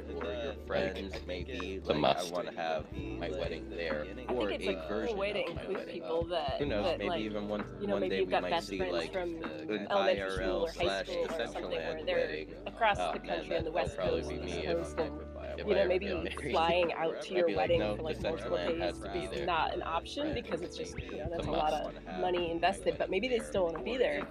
And so I could see metaverse, you know, not just metaverse weddings, metaverse everything, like events, I don't know, birthday parties, stuff like that, like these big milestones. You know, maybe I could see it, you know, like you can interact in a way that is different. Like I don't know how many of us have Zoom PTSD from COVID, like for a while, like after we could be around people that, you know, our loved ones again, like I did not want to Zoom because it was just like it was just hard to, it just brought back a lot of like negative feelings about being in COVID and PTSD. You know, that's the only way you can see people. So like, yeah, we could Zoom, but there's kind of already this like negative, I don't know, like it just reminds me of COVID. So maybe the metaverse, because it was just a whole new interactive experience. I don't know. Like if you can convince your family members to run around as an avatar, maybe not. Maybe grandma is not. Actually, I don't know. People. So like, yeah, we could. Grandma saw what swimsuit I was wearing. Grandma would be like, yeah, I'm gonna jump into that metaverse and I'm gonna look like this and I'm gonna wear all this fancy clothes. So I think the metaverse is here to stay. As an avatar. Maybe not. Hey, metaverse. Let's see which one does it. Grandma saw what suit I was wearing. Grandma would be like, yeah, true that. I'm gonna jump into that. I feel like the competition bar just got risen a lot just in the last like 3 weeks. I think what I'm seeing today, other worlds getting built up. Yep, totally. So, I mean, Decentraland, if you're listening, the pressure's on. Give us what we want. Yeah, true that. No, I feel like no more district whales in the Dow, and give us everything we want. Now, all jokes set aside, oh my God, I have never seen this speaker come up to speak, but I have seen him many times in World. How are you doing, Meta Luke? Hey, no more district this whales is in the Meta Dow, Luke, regular and look on the real give world. us everything we want. Doing good. Now, Hello, all everyone. jokes set aside, oh I did have my a God, question I that I have wasn't never sure if seen anybody else had speaker come up to thought speak, but I about have seen maybe him many expanding some times in World. functionality How are you doing, beyond Meta Luke? Decentraland, and I'm mostly speaking of building lands and I know like there's the regular builder in the browser, there's the more advanced builder if you have the skills to do like deployments with more custom functionality. But for those that might own land and not necessarily have the skill set, expanding the interaction with Decentraland outside of the metaverse for things like allowing the users that own the land to commission something custom, but still have some influence without needing to redeploy or ask somebody else for their help with getting their environment refreshed. For things like if you have like a VIP section, adding some other NFT to a whitelist or something like that. Or I know it would be like easier if you had multiple parcels next to each other where you could have like one small parcel that could be a regular deployment from the builder, from the browser builder, where you could showcase like the work of somebody that might be renting your space for an event and have like their stuff displayed versus like the rest of the area being custom made. Or maybe even if there's a way to break up a single parcel into having like a custom section, and then everything else would still not require any additional skill in order to keep that on the land and have like their stuff displayed versus like the rest of the area being custom made. When you refer to additional skills, are you referring to kind of like using Blender and like deploying through SDK and all that fancy stuff? Correct. And Lastrom, I see your hand is up. Yeah, I think. What's When up, when Ludwig? I you think are you refer to asking about additional some level skills, are of you like referring content to management kind of system like that's using easy to Blender and like use? deploying through SDK and all Exactly. that So that the owner of fancy the land stuff? could commission something that they might not be comfortable with And creating Lastrom, I see your hand themselves, is up. but still have influence Yeah, I without think. needing to What's up, commission Ludwig? I think are somebody you asking about else's some help in level order So to you're like referring manage to some kind of the of stuff that like might be that's displaying easy or to Blender and some of the like actions that can be deploying use? through taken. SDK and all that So Yeah, that the so owner of the great land could question. commission A something that knower they is a might not last be life member, comfortable with and and through creating our build with themselves, Samsung, but still was have commissioned to influence build without a needing custom content to management system called commission somebody V, as in else's help in virtual order to like land manage some of manager, the stuff that might be VLM. displaying or And so some of we the use actions that that can be service taken. at Samsung. And So so big brands always want to update images, change NFTs, change video screens, audio streams, all that stuff. Commissioned to build not, a custom I don't want to say we don't want to do that, but it just V as in creates a little more friction because, like you said, then we have to do it, then we have to redeploy it, and all of this stuff. And so we're kind of eliminating ourselves. And so big brands Nowhere built this software that I think is rolling out to everybody shortly. That you can put it on your land, the initial deployment of it, and then all of the things are managed from a website. So you can add NFTs, you can add audio, all of this stuff, video, you can add all this stuff without no custom 3D models. There's no possibility yet. I'm working with him on maybe an opportunity for that, but we're also going to utilize this technology by the end of the year for something last life. I don't want to say yet, but it's going to be really cool. It's going to rival on Cyber, built inside Decentraland. But there is a CMS solution out there from a knower that does just maybe an opportunity for that. But we're also Awesome, yeah, and I think like the actual like bringing in a new by the 3D end of the year asset for that something can be last life. tricky. I don't Like want to say even if yet, I'm but it's doing going to be really cool. It's with going an to rival SDK, I on usually Cyber, have to just built inside restart the entire Decentraland. server in order But for there those is to take a effect. But CMS solution out some of there that smaller from things a like knower the what's that displaying on does just inside a particular frame or something like that. Awesome, yeah, and I think like the would definitely be something that people should be able to change on their own or without being limited by technology. And I just wasn't sure if that there was already something that was coming up in the works that anybody's aware of or anything that they're working on that they would be free to share with everybody else on what's on the horizon. Something that people should be able Yeah, to so thanks for the shout out, Lastrom. on their own. I'm actually getting very close to kind of releasing this And I just wasn't sure if platform there was already to something kind that of the was general public. coming up in It's the works been that anybody's sort of in aware of like a or anything developer that they're testing mode working for a little while. that they would be free to I share. know Tank Popo is using it at everybody else. Dollhouse, Definitely what's on and the I think horizon. Rustam's using it for some custom Yeah, functionality thanks for the shout out, during his DJ sets. very close to So, and of course, as Lastrom mentioned, it was being, or it still is being used at Samsung as well. sort of in developer So testing mode. we've kind of been testing it out, working out all the kinks, finding out where it's not going to scale, and fixing those things so that it's ready for prime time. And I'm hoping to maybe propose the DAO for some money to help with funding, just letting everybody use it for free, because it does cost some money to kind of collect a whole bunch of analytics data and everything and store that, among other capabilities that this tool will have. But yeah, I'm really excited to get it out there, and I'm hoping to hop on another one of these spaces in a couple weeks to a month or so, and talk more about it when it's ready. So that's what it's been. Okay, so I didn't know about, you know, this tool, but I've seen it in action many times, and like you mentioned it on few parcels like Rustan and Dollhouse. And like I see so much potential in it, like that whenever it's available, let me know so I could play around with it. I wanna see if something's possible. Absolutely, And I like can. you mentioned, I wanna make more interactive experiences with with DJ performances or any performance really. We'll just have to Totally, I'll get in touch with you about that. Anybody who wants to whenever it's fiddle around with available, it, let me know so I I can could definitely play set around up on with it. the I wanna sort see of if something's possible. alpha version, I guess you would I call want to it. make more What we have interactive going on right now.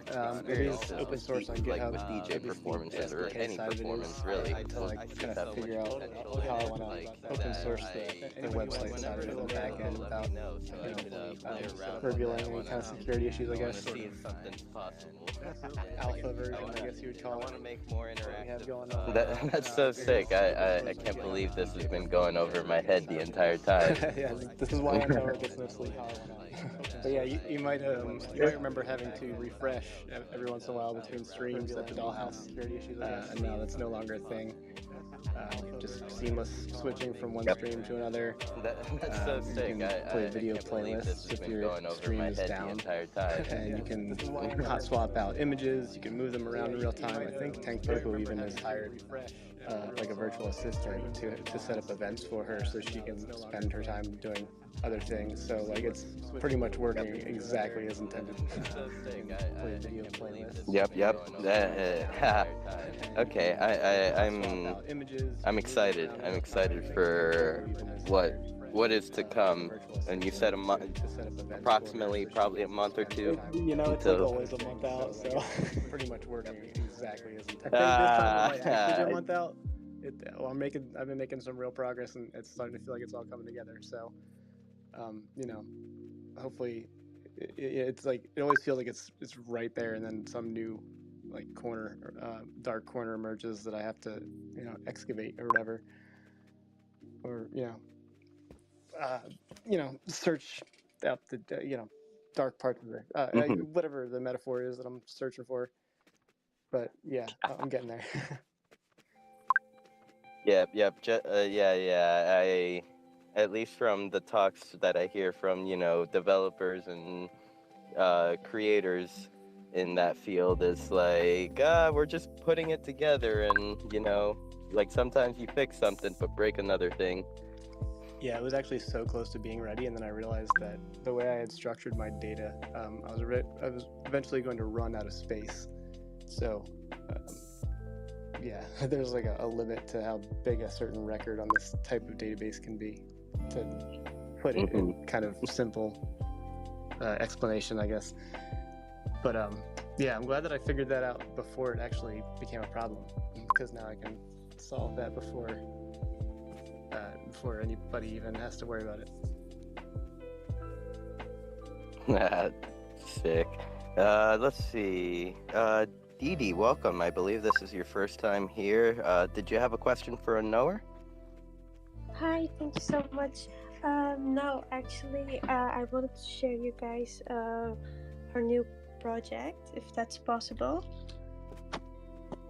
Yeah, here, let's see. Let's check and see if we have answered Luke's question. And Luke, did you have any other questions from...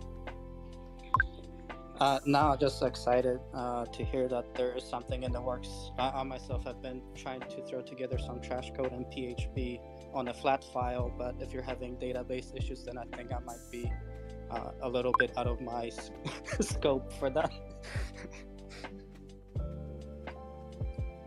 Yeah, it's tricky. It was like it wasn't gonna become a problem anytime soon, but I kind of saw that if it really started scaling out, that it would become a problem that would become pretty hard to fix. So yeah, thankfully I figured that out. I'm not really a database person, I must say. I'm still kind of learning stuff like that. Really in the past like year or two, I've been more like a front-end developer for most of my career. So Decentraland has actually kind of pushed me into new areas, new skill sets outside of my comfort zone, which is pretty cool. Awesome, can't wait. Thank you. And thank you for coming up on Knower. Thank you, Lastrom, for being here.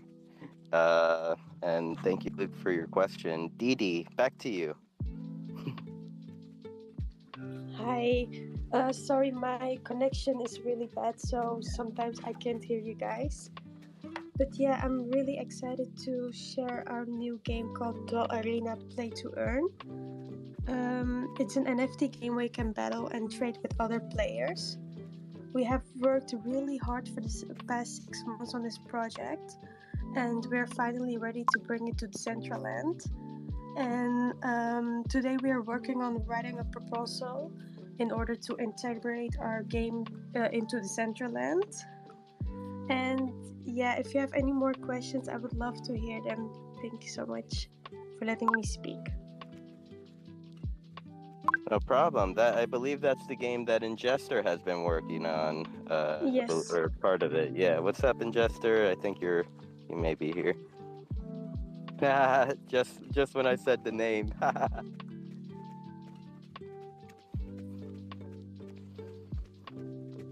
Hello. Yeah, Didi is my girlfriend, and she's also a lead of our project. The reason why she came up here was because Existence wanted to. We saw a tweet message, him tagging us for this space, and then talk about our project. And Didi is trying to get involved into the community as well. So yeah, this is the game that I've been working on. We were also in the town hall call meeting to see what the updates are for the next proposals and everything, because today they're live again. That's all I can say. Didi is actually new to the community. She has played Decentraland a few times already, but right now she's really getting ready into joining Decentraland and also being part of my project. It's lovely to see her and trying to talk and speak about the project. Yeah, that's all I can say about her. Well, good to hear from you. Man, Grant's come back on today. Oh, rip to my DMs now. I guess the quiet time was nice while I had it. It has begun. Yeah, exactly. We were actually excited for it because we've been working 6 months on our project, without having a grant, without doing everything like with Decentraland. But right now we're getting ready into the integration part of Decentraland. So we're actually the happy ones about it. Not gonna lie. Yeah. I mean, just gotta keep grinding it out. It's not always about pulling a grant. It's like, what happens when when you don't get a grant? Do you keep grinding? So yeah, I mean, anything's possible. Just talk to some people. And Don, I see you came up. Did you have a question for Ingester? Yes, I had a quick question. I just seen the video promo for your game, and I was just curious, how is the concept going to work in Decentraland? Is it somebody hops onto Decentraland and goes through like a parcel, or how would we be able to actually play the actual game? So what we are trying to do is our game's made in Unity, also in CSS. So what we're trying to do is publish this game to a WebGL so you can play through the browser. And what we're going to do is publish this browser to a C in Decentraland, to a parcel, of course. And on this land, you will be able to see a few things of our market. We are also going to work with like Decentraland wearables, which will give you utility in our game. And then we are going to do all of the crossovers with our game and Decentraland. So what's essentially going to happen is when you are only able to play the game through Decentraland. So that will create some sort of popularity to Decentraland and our game as well. We can have the people from Decentraland join our game, and we can have people from our game join Decentraland. So it's going to work together. And to answer your question, what we're trying to do is with the WebGL version, we are trying to integrate that into our parcel. So you're only able to visit the game through Decentraland, as I said. But what's going to happen is we are trying to go and create a scene for everybody personal. So everybody will have his own monitor. Everybody will have his own view of the game.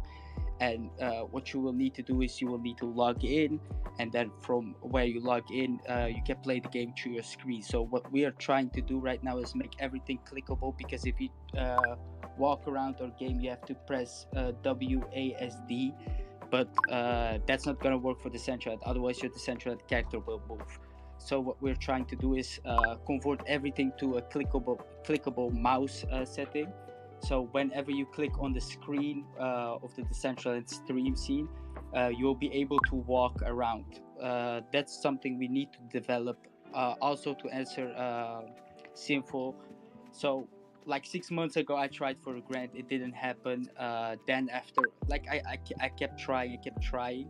But in the end, we decided to wait a little and also get like wait for the pause to happen and everything. So I was funding this whole project by my own. I was funding it from my own project, from my own money. I hired the developer. I hired the community manager. I even convinced Didi to work with me, and I have some moderators that are doing some work. We are working on marketing. We even have a wiki fandom page written for our game, so it's every information about the game is published on a wiki fandom, which you can read. We also have a website created, which my brother, he's a website developer. So yeah, he created an entire website for us. He's working closely on doing websites for a lot of big companies, but right now he did one for us for free, so that's something I didn't have to pay. Yeah, it's for now it looks like a family business, but we're trying to create like metaverse jobs for everybody around the central, and so we are going to look for moderators, content creators for our game, doing some marketing, using the funds to market the game, using the funds to develop the game furthermore. Yeah, this is what we're initially trying to do, and I wanted to talk about that. So thank you for your question, Don.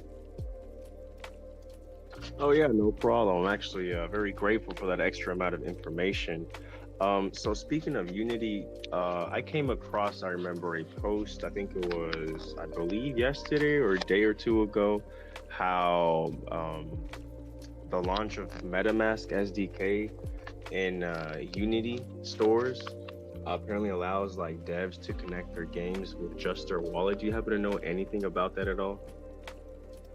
So the method we did right now is through through a client. So what we need to do is when you log in, you need to go to you press on login, and it will send you to a website where you can link your wallet to our game. So you will have to copy a code after you sign the message with MetaMask, and that will automatically integrate it to the game, and you will log in. But essentially, when you work on a WebGL, it's much easier. So if you if you don't know, by the way, what a WebGL is, it's for the people that don't know, it's when your Unity game is in a web browser instead of a client, which is much better for people to access the game. So when you do it on a WebGL, you can have it on your browser right away. You only have to integrate libraries from Unity, which you ask. There are some available, and when you integrate that, you will do some smart contract development, and that will essentially give you a pop-up message of MetaMask if you want to sign in or not. And you sign the contract, then you log in. You can also do token verifications on Unity right now. It's really working it's working really good, and we're glad about Unity in that matter. Okay, cool. Appreciate it. Very makes me give me some insights and more understanding of what is going on with MetaMask and Unity. Thanks. No problem. I'm glad to answer your question. Well, thank you, and Jester and Didi, for coming up and sharing. And even gonna pass it back over to you, Don. What have you been up to, my friend? Like, what? It's probably been like a few days. Feels like it's been forever in metaverse time that we haven't seen each other or chilled in a voice call. Right. I completely agree. I remember the last conversation I was having with was actually Josh, SRJH. If anybody has heard of him, shout out to him.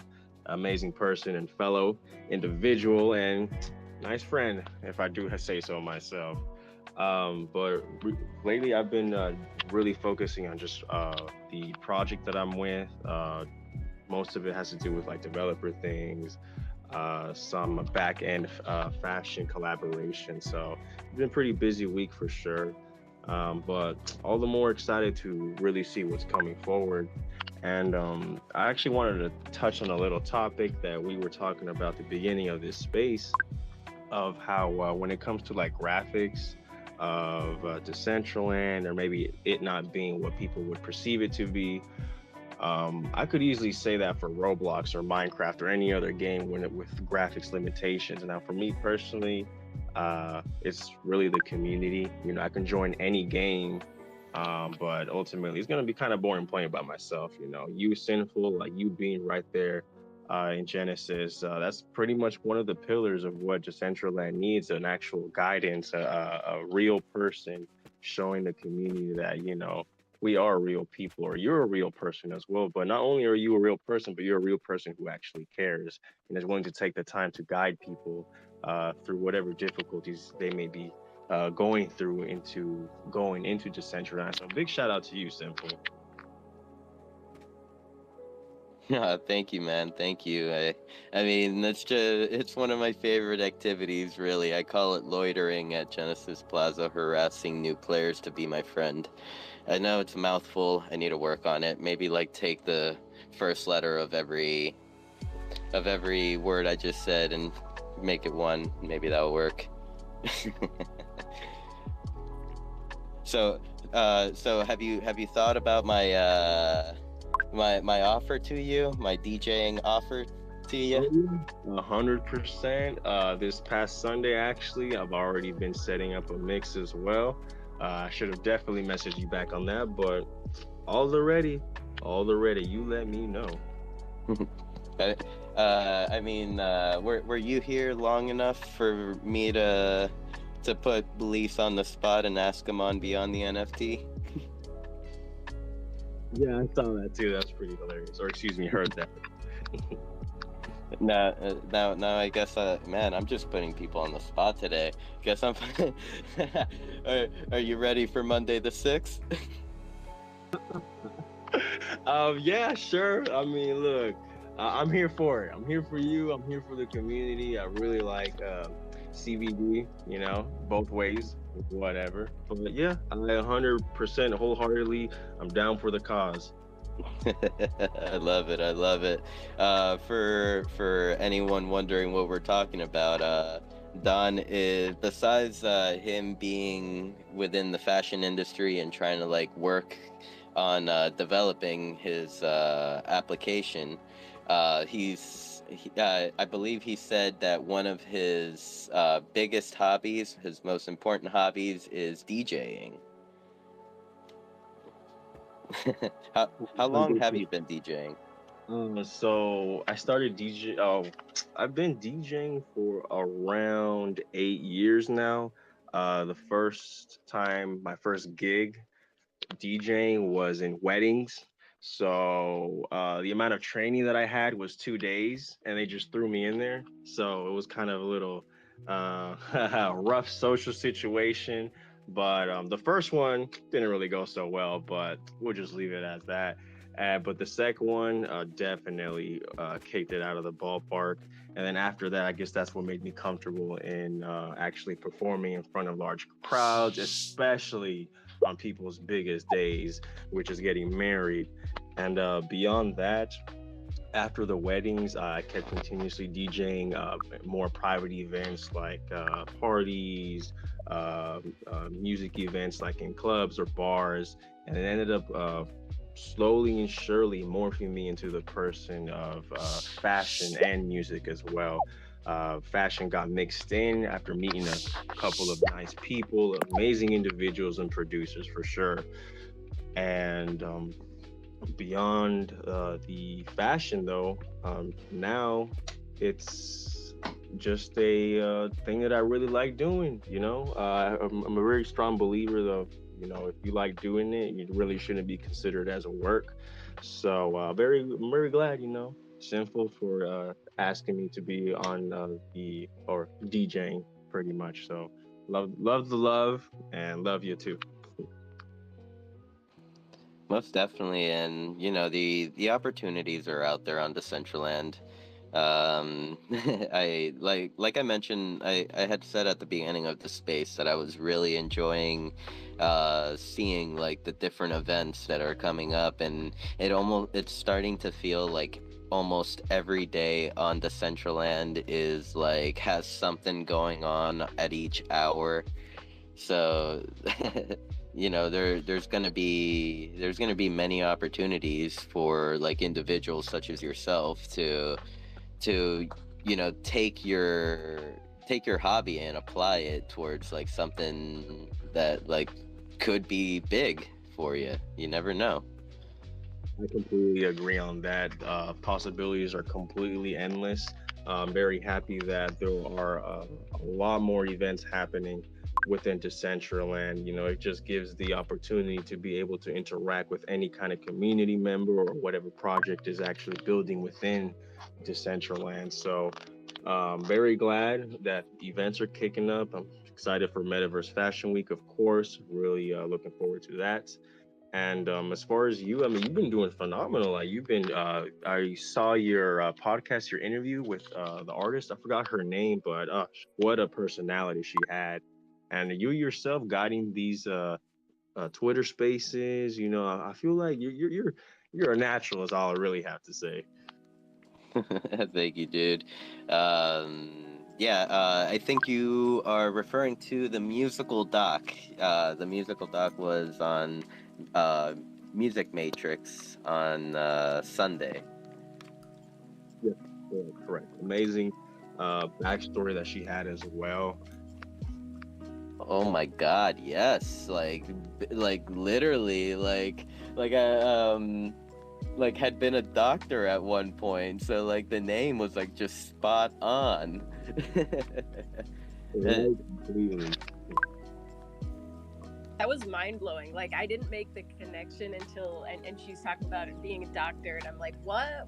And then finally I was like, oh, the musical doc. Like that is so amazing to hear how she pivoted her life and did something she loved, and she's slaying it. Like she's so fun to listen to. Given on that note, so are there, well, I guess there are, but maybe this could also be for the people within our Twitter space right now who are listening. Are there any future events that people should be looking forward to when it comes to music within Decentraland right now? Well, at Metaverse Fashion Week, at the end of that, usually, well, I don't know, usually, because we're still kind of setting the precedent, but there should be some big performer, I would assume, to come in. Last year, it was Grimes. Now, whether it was like her live or pre-recorded motion capture, but I'm curious to see who that might be. Yeah, let's see. There's always events going on. Sinful, you're more tapped in. I mean, besides, like, yeah, there hasn't been really any announcement of anyone bigger coming in, or not that I've seen, at least. But even if there isn't, we're a bunch of degenerates. We're gonna do something. Off the top of my head, I already know that Vroomway will be having kind of like an event, like after all the shows.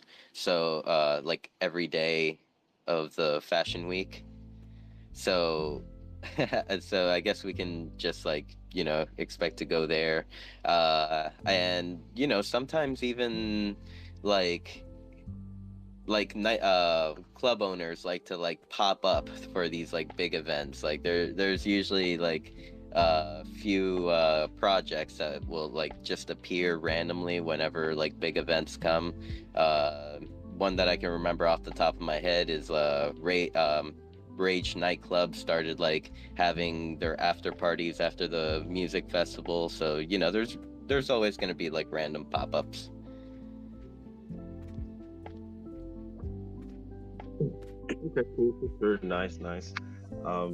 So Vanessa, I just saw, if I'm not mistaken, you recently just posted a emote on your Twitter. Yeah, I put out a couple new ones this week. Made one that's just kind of laying down, and then I'm a huge Marvel fan, so I had to do like the Spidey emote. So if there's any other Marvel fans out there, yeah, I don't know. It's kind of fun to be your superhero. Nice. Okay. Well, I mean, those are pretty much all the questions I currently have right now, but I'll just be right here listening. And if any questions come up, I'll gladly go ahead and raise my hand or become a speaker again. Sounds good, Don. Yeah, I mean, you're always welcome up here. You're always welcome to ask any question, really. Like, we're here for you. And I also have a question for Kanessa on that Spidey emote. Like, what inspired it? Is it that Mana Man outfit that's like up for like 0.3 mana? Is that what inspired your your emote? Oh my gosh. Well, I did think about that, but just having COVID and laying on the couch and watching, like, going through the Marvel Cinematic Universe and like watching all of them again for I don't know how many time, but yeah, I don't know, just like thinking about movements, iconic movements. I mean, you can hear a song and it's like an iconic song, but movement, I don't know, just thinking deeper into that. And I was watching Spider-Man and I'm like, I should do that. That would be cool. And yeah, like animating is so much fun, such a challenge, like to see how would he move if he's coming down on spiderweb, like tensile material. Does he just come down and immediately stop, or like he bounces up and then there's still like a little bit of sway? Because I'm imagining that the spider web material, it's going to expand and contract, and so I probably put way too much thought in it. But when I can't do anything but sit there and watch TV and think about COVID, like I was like, yeah, I'll make something, I'll get my mind off of it. You made that pretty quick. If I'm not mistaken, like literally, I mean, yeah, it was kind of like a surprise for me, at least. Like, you're just like, hey, new emote. It was a surprise for me too. I just kind of like started messing around. I didn't even know if I could do it. I literally have, like, I think I've shown people in the FAFO before, like probably 15 emotes that I've started and never finished, because I'll get to a point where it's either not looking the way I want it to, or I get to a point that I don't have the skills to go beyond it, so I'll just leave it. And a lot of times I come back to them after I've learned how to solve my problem. But this one, I don't know, like, I'm such a Marvel fan. I may or may not have a Marvel themed bike. Yeah. I may or may not have like an entire collection of Marvel mugs. I may or may not have cried alone in the theater during, Endgame. Actually, no, Infinity War. I love Marvel. Yeah. Okay. Now on to the important questions. Did you finish Endgame? Did you watch the whole Endgame movie without a bathroom break at the theaters? Oh, I mean, I was planning my bathroom strategy for hours ahead of time. Like, I didn't drink that afternoon so that I would not have to go to the bathroom in the theater. And I rationed my water out in the theater so that I would not have to go. Of course, I'm not gonna, like, bodily functions are not as important as watching the entire thing. No way. Like, I am not leaving that seat. No way. I remember that became a challenge when that movie came out, because it was like everyone was like blown away by how long Endgame was, and so then like people were saying, they're like, oh man, I had to take like two bathroom breaks during that whole movie, and I missed some good parts. No way. No, you plan it out ahead of time. I mean, I was waiting 2 years for that movie. Like, I sent my coworkers home early the next day after Infinity War, because my friend is like, I was like, it was bad. It was so bad. And he's like, well, how bad was it? Like, like they didn't kill Spider-Man. And I'm just looking at him. He's like, what? He's like, they didn't kill Groot.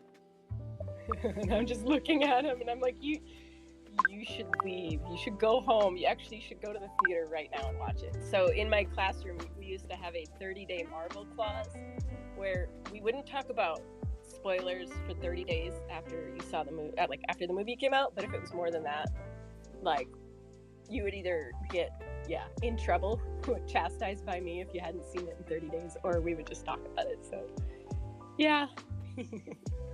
And you would get spoiled if it wasn't. It's a 30-day grace period.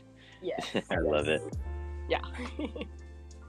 Well, thank you, Kanessa, for coming up and speaking today. It has been a pleasure speaking with you. Now I'm going to pass. Go ahead.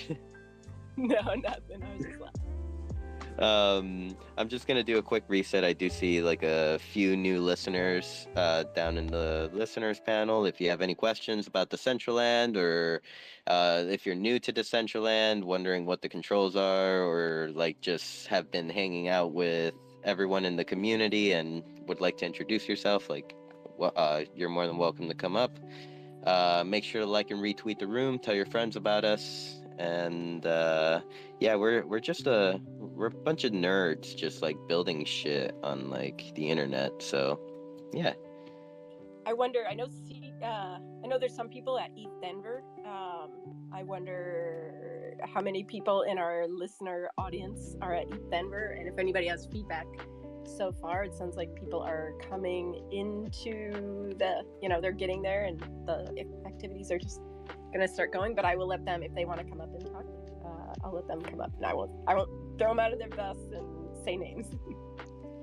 Oh man, if I would have gone, it would have been like just like NFT Miami when I was like, we out here, man, live at at NFT Miami. I know, and I would have I was probably so annoying. No, that was awesome. We got to talk to like the foundation, and we got to like creep on Shibu and put him on the spot. That was perfect. CK, good morning. Good morning.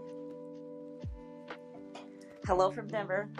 I figured you were talking to me when you were talking about that. I was, but I'm careful with locations. I know sometimes people are, careful to say where they are, so I was going to leave that up to you. But yes, how is Denver? It is so much fun. So yeah, people are still arriving. I feel like today is going to be the more of an official feeling day, even though the main part, like, it's been build a week. So basically ETH Denver it kind of feels like a 3-week situation, where the first week you come, you buildle, that's their whole thing, where you come, you find a team, you can figure out which bounty you want to tackle, you can basically just create a new idea, build a project, pitch it, and hopefully you win one of the contests, or there's a VC here that wants to fund your project and it makes it like a real life thing afterwards. So this first week is all about like finding your team, starting to build, and then towards the end of this week you start to submit for the awards.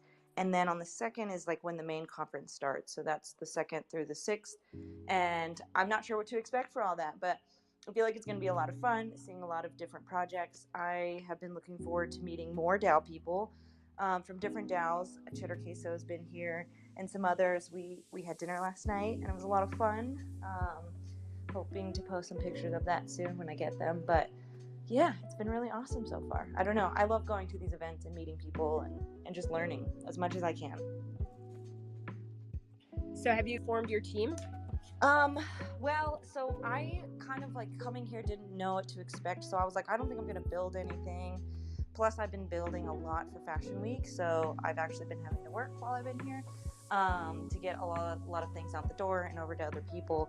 But I did meet somebody on day 1 of me being in town who wanted to maybe build some VR things. So I'm hoping to maybe hear back from him on that if he still wants to do that. But other than that, no, not at the moment, just Fashion Week stuff.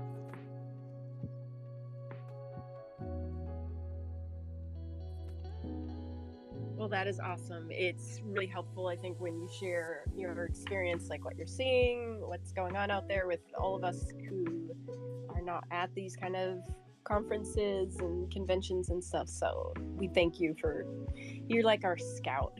You're telling us what's happening out there. I love it. I mean, and I love to get to meet people from either foundation, like this particular trip, you know, I'm getting to meet some of the DAO facilitators, people from the Grant Support Squad. So it's nice to connect to them in person and get to know their stories. You know, I learned a little bit about how Yara and Gino kind of came about in their positions. And that was just really interesting information that I'm like, more people should know this. I think they would be a little more receptive to some of the things people are doing if we knew a little bit more of these backstories and their backgrounds too, because they're very qualified people. And I don't think everybody necessarily knows that because they don't take the time to talk to them. And so that's been, you know, at least the first night that they were in town, it's been great to talk to them and learn about that.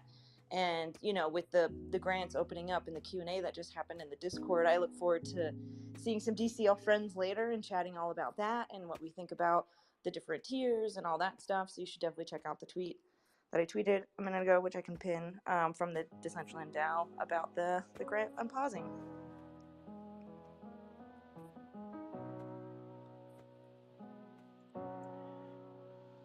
Man, I'm getting FOMO over here. I wish I was in Denver. Should I just like book a flight, get out there? No. Well, I mean, it's never too late. Like I said, the main conference hasn't even started yet. It starts tomorrow technically. But yeah, I mean, if you can't make it to this one, I mean, this one's a really great building event. I wouldn't even call it a conference. That's probably not the right language for it. It's more like a summit or like a get together. But this one's really great for building, especially if you want to like build an idea and have it like come to life and potentially have some backing. So I definitely recommend next year if you can make it for that. But I mean, there's tons of events around the world, you know, and I'm sure there's one somewhat near you wherever you live that you can attend. And a lot of these also, like ETH Denver's been streaming on their Twitch every day, all day long. So you could technically watch that Twitch stream and not really miss much, except for, you know, the dinners and some of the satellite events. But even then, this one feels less of a party experience and more of a building experience. Which gives me even more FOMO because like I didn't want to go to frickin' Miami to be like all like, yeah, look at me, I'm drunk. I was ready to frickin' meet people and like network and build and learn shit. But instead, like, you know, some of the panels were like, yeah, wag me, YOLO, moon, and then like that was pretty much their like speeches. And I was like, okay, cool. I'm definitely more qualified than these guys. That's why I kind of like came back with like, I want to speak. I want to speak at these conferences. Yeah, and it's been super interesting too because, you know, ETH Denver is definitely more of a technical event, and they were even having issues getting super technical people. So I was like, wow, how technical are those people if this is already a technical event? But yeah, I mean, I think this is a really great one to check out. I know that they also have MCon in Denver as well, at some point in the year, and that's another one that some of the DAO people come to. But yeah, I don't know, it's cool. Sin, your experience of Miami sounded identical to mine. It's almost like we were there together most of the time or something. But if you go out to Denver, I'll go too. Meet you out there. Yes. Oh man, the number's giving me so much FOMO. Add it on. Yeah, that's an add-on right there. I have to sip on my coffee for this decision. I lived out there for 8 years, and I've been itching to get out there for a snowboarding trip anyway. So yeah, so that Denver holds a very special place in my heart. That's what's so amazing about this event too. Is so after Build a Week, after the main event time, they actually go up to Breckenridge and they all like snowboard and ski together, and that's where like, from what they've said, a lot of people go up there and they end up with jobs after that. And so it's like, I didn't know about the ski trip, so I'm not going on it, but something for next year that I'm going to consider because it's been a while since I've snowboarded. But now, do they end up with jobs like in tech or at the ski resort? Because I know, it can be both. Maybe both, but I think they were talking specifically in tech. I can't I'm tell sure you. Web3 is the goal, right? Yeah, that's awesome. I'm currently on stream looking at flights to Denver. Oh man.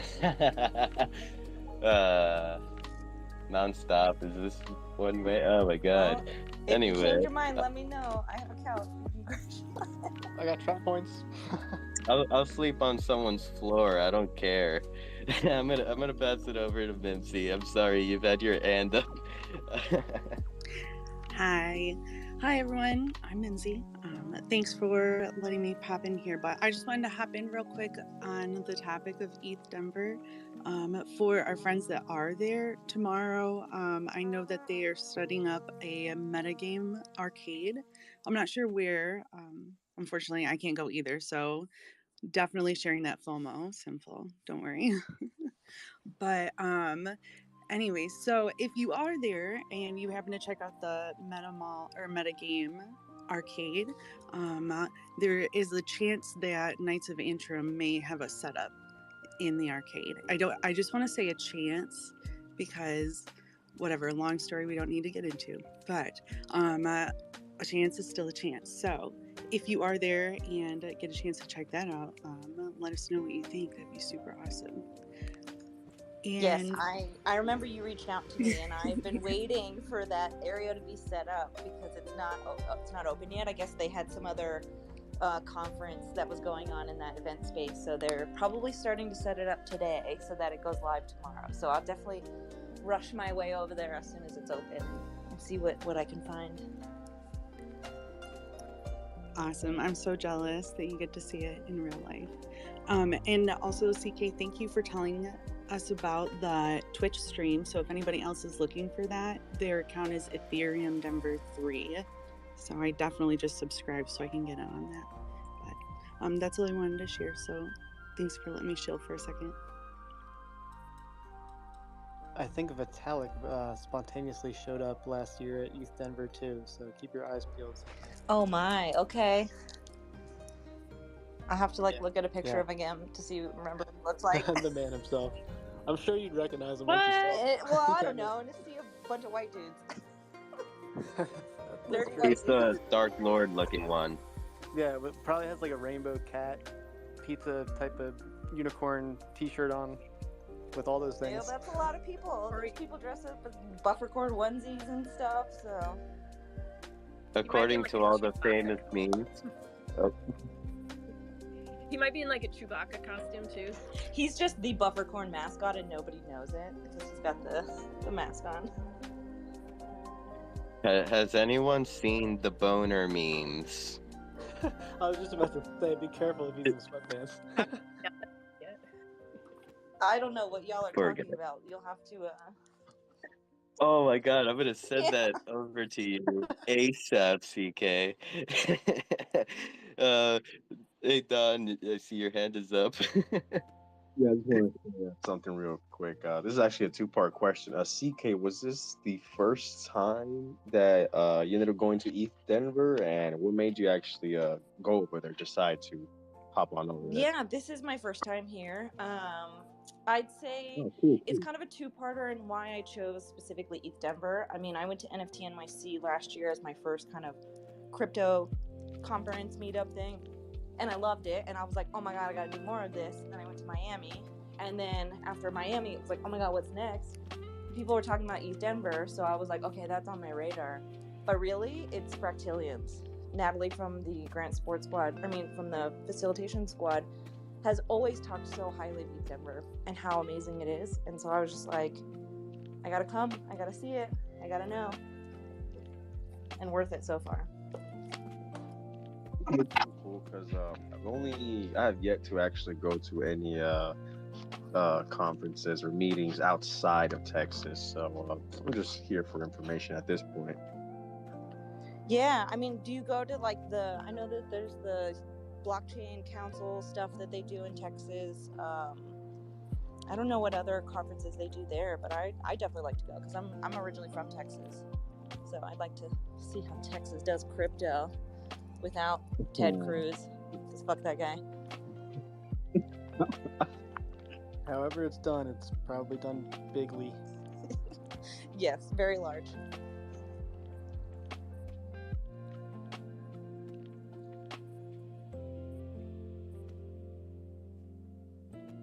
So, other than ETH Denver and well, no, excuse me. This is your first time actually going. So, out of all the conferences, like, is ETH Denver kind of giving you one of your top three places to go? I would say. Oh yeah, it's East Denver is definitely one of those events I'm gonna try to come to every year because, and I learned so much about what to expect coming for next year that I'm like, oh, I'm gonna have more of a plan. Like I'm gonna try to actually build something.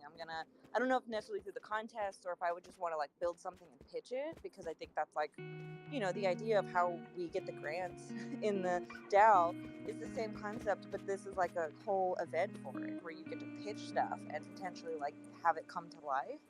And you get to meet a bunch of people to build with that are outside of your own bubble, which I think is really awesome sometimes because there's just so many talented people out there that our bubbles don't always cross over. But yeah, ETH Denver is one every year I'll try to go to. Miami's fun, but I think it was a lot of fun because there was so much going on. There was like 4 different events going on and so many people were there. And yes, it very much was a party, but I still thought it was like a good time with a lot of the events and hangouts that I did, especially like the workshop session we did with Foundation was really fruitful. So as long as I keep finding those nuggets amongst the more vanity things, I think it'll be worth it. So Miami, definitely every year. ETH Denver every year. NFT NYC, I live in New York, so it's, might as well just do it.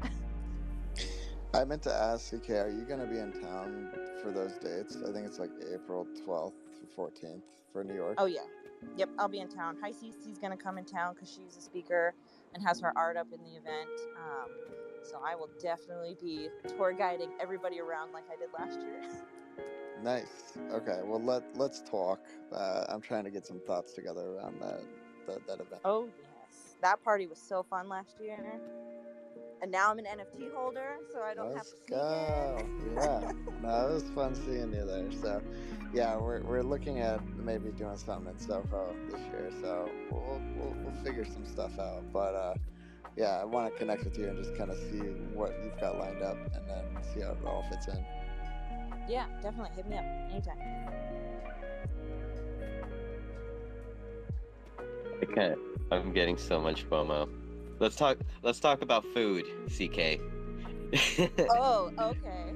Well, it's interesting. People told me Denver is not a foodie town, but honestly, I've enjoyed everything I've ate so far. Like, whether it's, I found this chain of subs called Chiba Hut, and those are bomb. I've already ordered that twice, like on the late night. And then we went to dinner at a tapas place last night that was so good and had like an amazing view of downtown Denver, which probably sounds silly when you think of like a city like New York or somewhere that has more of a city downtown, but it actually looked like a proper downtown from that view, which was nice. I'm trying to think about what else I've had. There's definitely edible things that I've partaken in because there is legal things here. So that's been cool to like try out some new edibles and see what they got going on here. Well, they've been doing it for a while too. I know they and my state were the first ones to legalize it, so I think they probably know what they're doing. Pioneers. Yeah, definitely. I remember when I was living in Cali and they legalized it here, and I was like, man, not even Cali's got it yet. But I don't know. Medical in Cali was basically recreational, so it didn't matter. Yes, I used to enjoy the jokes when they're like, "Oh yeah, you want a weed card? You could like literally get one for having like a scratch on your hand." Oh yeah, you just needed to say something. It didn't matter, and you just FaceTimed a dude on like your phone. And that really was the future back then. What are you said you tried some edibles. What are some of the more interesting ones that you've picked up? I think last time I was there, I picked up on like some soda, and I was like, "This is interesting." I haven't had weed soda since New York, so I'll have to see if they have some of that here because I imagine they do. But I'm always a big fan of chocolate covered espresso beans. I found like a brand called Kiva in Cali that had them, and they have a different brand here that has them. So I was happy to grab some of those again. But then they have some of these fruit gummies and like every flavor you can think of, and they're so like good about their strains. They even have like sleepy ones. That's like some acronym I've never even heard of now. I'm feeling like a noob when it comes to smoking because I thought I knew a lot about THC and all the acronyms, but they're schooling me here. So yeah, there were some huckleberry gummies that were really yummy that I tried last night. And I have some other fruit ones that I want to try today. I'm trying to think. There wasn't anything that was like out of the ordinary of the shop I went to, but I'm sure there's some dispensaries out here that really go for the wacky stuff.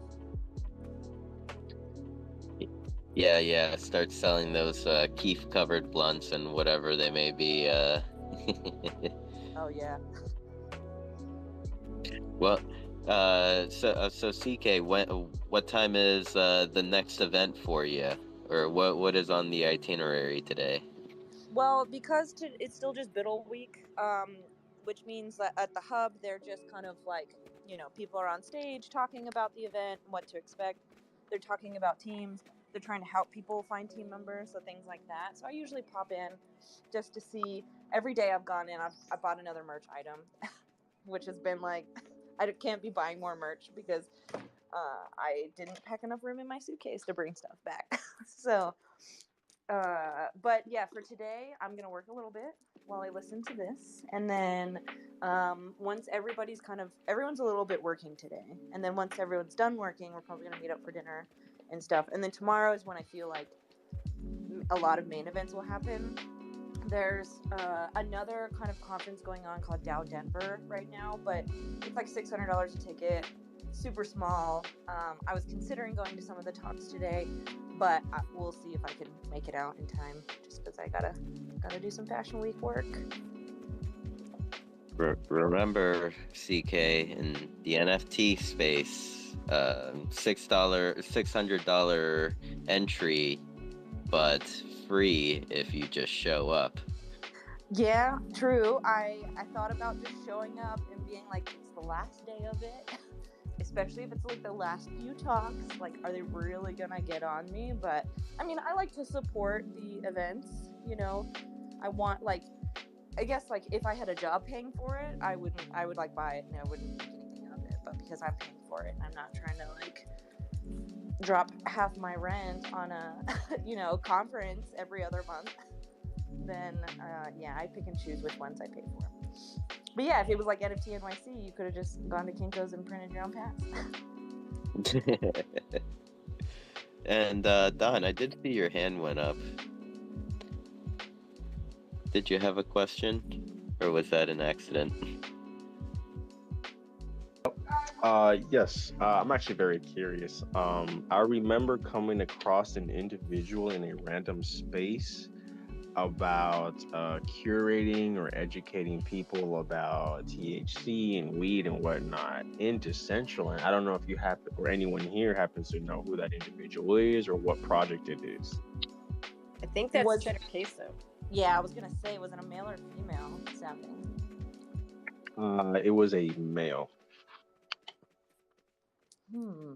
I know that there's weed commerce in DCL, but I don't know how active they are. I think there's another one or two as well that aren't really as active, but Cheddar Queso, like Kanessa said, is really wanting to do stuff with cannabis in the space, cannabis education, and have it be like a consistent, active sort of hub for that information. So she would be somebody really amazing to connect to. Kind of reminds me Okay, of Candy Girl, if it was a guy. I don't know much about that person, to be honest, but I have heard some things. Yeah, that was just my only touch point of THC and DCL lately. But cool to hear Cheddar Queso. You're thinking about spending something up. Excited to see what that looks like. How about Roots? Does Roots? I can't remember, but I feel like Roots. Yeah, that's chocolate. Yeah, chocolate, nutmeg. Num num num. I gotta get some of his chocolate. Oh my god, that's another thing I'm FOMOing over. yeah, I know I saw Existence got those chocolate bars, and I was like, man, I need to find it. I need to buy them. I want to try his chocolate, and then I want to have the chocolate in Decentraland so I could have both myself eating chocolate. He needs to like make a like chocolate bar like wearable that he could like pair with like Canessa's like cheers to kind of look like he's eating it. Oh my god, and we're just cheersing yes. chocolate, getting chocolate wasted. We just Oh, make literally. that hand look like it, like, you know, like broke off a chunk. I like it. I just got to be careful with those because I think of them, but then if you don't have the chocolate or the beer in your hand, it can go south really fast. Just look like gang signs. It's okay. Oh yeah. Real Like- quick. I'm sorry. Cheddarqueso.eth. Is that the person?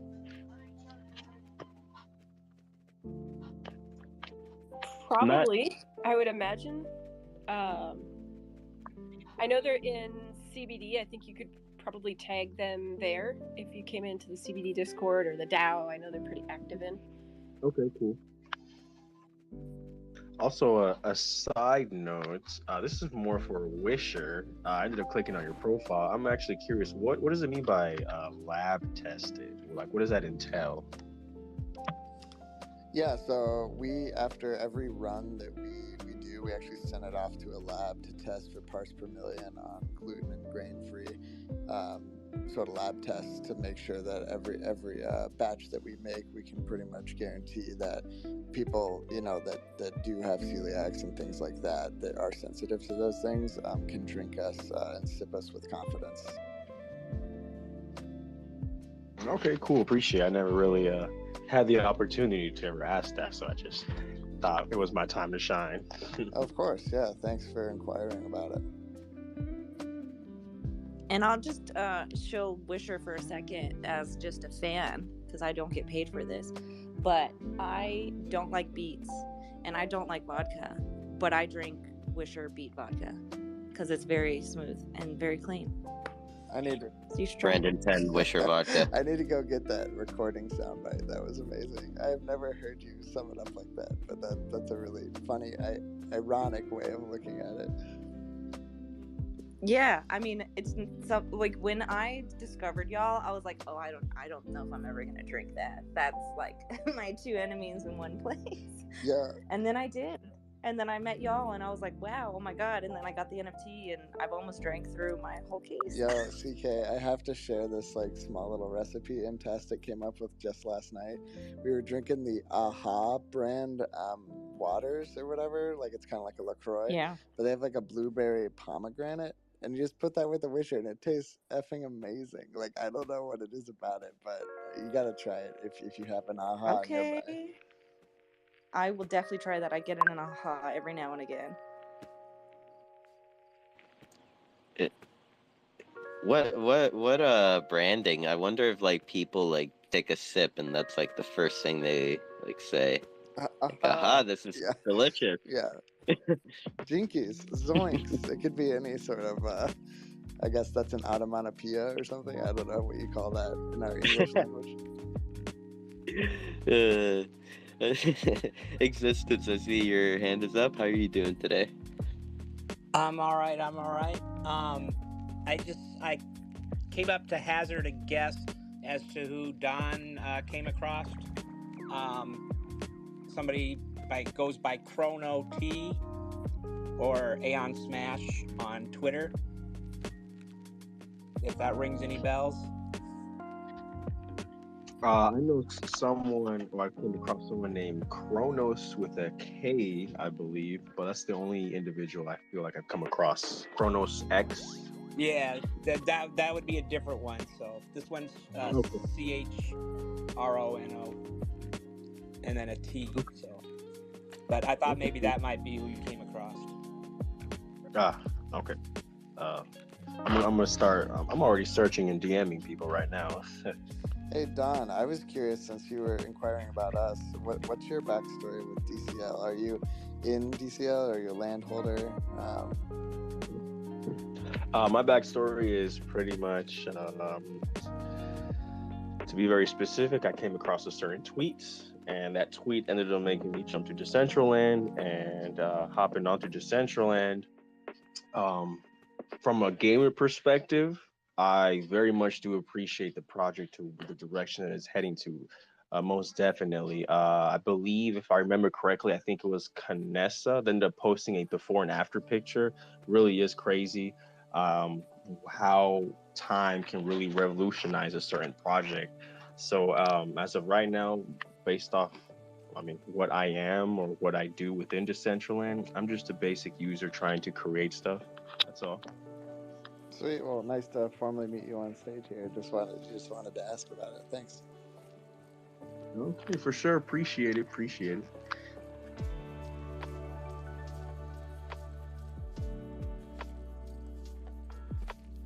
And while we experience and take in our awkward silence, I'll jump in and remind every one of you to like and retweet the room. You should have seen this coming. Any new listeners, please feel free to come up to speak, ask any questions if you'd like. This is not necessarily a shill space, but you can share your hopes and dreams here, and you know, possibly even join us for a party or two. We really like to party. And I'll just say quickly, we're out here in Nashville, kind of like here for the week or weekend. If anyone's out here, would love to meet up with you guys. Kalo's coming into town here in about a few hours, and we'd love to, grab a drink if anyone's around. Just love connecting with people in real life. So just wanted to fill the awkward silence with a quick shill about Nashville, and then we'll turn it over to you, DCL Curations.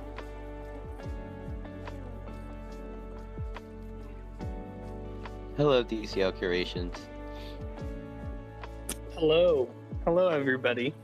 Well, I believe you mentioned something. Sorry. I've been in and out of this call, but I think you mentioned something about I don't know, like talking about something we think is important.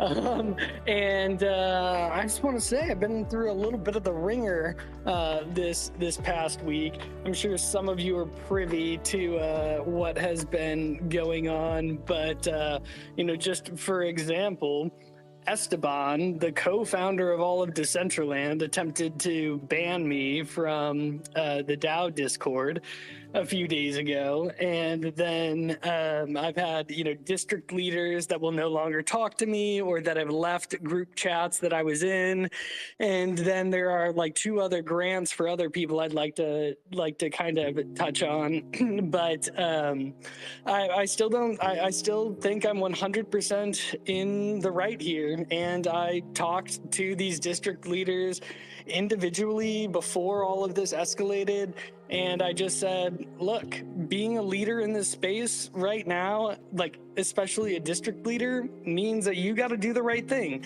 And when the entire community comes out and says districts aren't structured properly, you can either stay silent, shut up, and stay to yourself with the holdings that you've been given, or you can be a leader. And if you're not going to stand up and be a leader, then the pressure needs to be applied to you, because this is not the first time that this has happened. So while I wasn't an initial contributor and have literally nothing to gain from this, it has had quite a negative impact on me, I would say. And but I mean, I still think it's the right thing to do, and I don't understand why other people don't think, like, it doesn't make any sense. Like, I don't understand why this isn't the right thing to do. Then I also wanted to talk about 2 proposals that like people have reached out to me. So I mean, I'll say their names, I don't care. It was Kevin on Earth and then Chris from Meta Trekkers. And while I had supported like Kevin in the past, and he had supported me as well, and I think the same thing with Meta Trekkers, I'm not just going to fucking keep supporting you every step of the way if you're putting forward proposals that make no sense.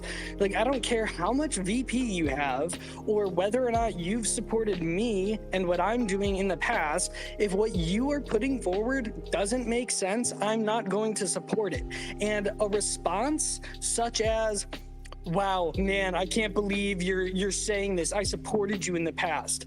Is no justification for saying you want $50,000 to make a 3-minute video, right? So I'm very frustrated. Well, I guess just in one with the whole district thing and the fact that it just continues being suppressed. Hopefully this starts moving forward in a good fashion for all of Decentraland soon.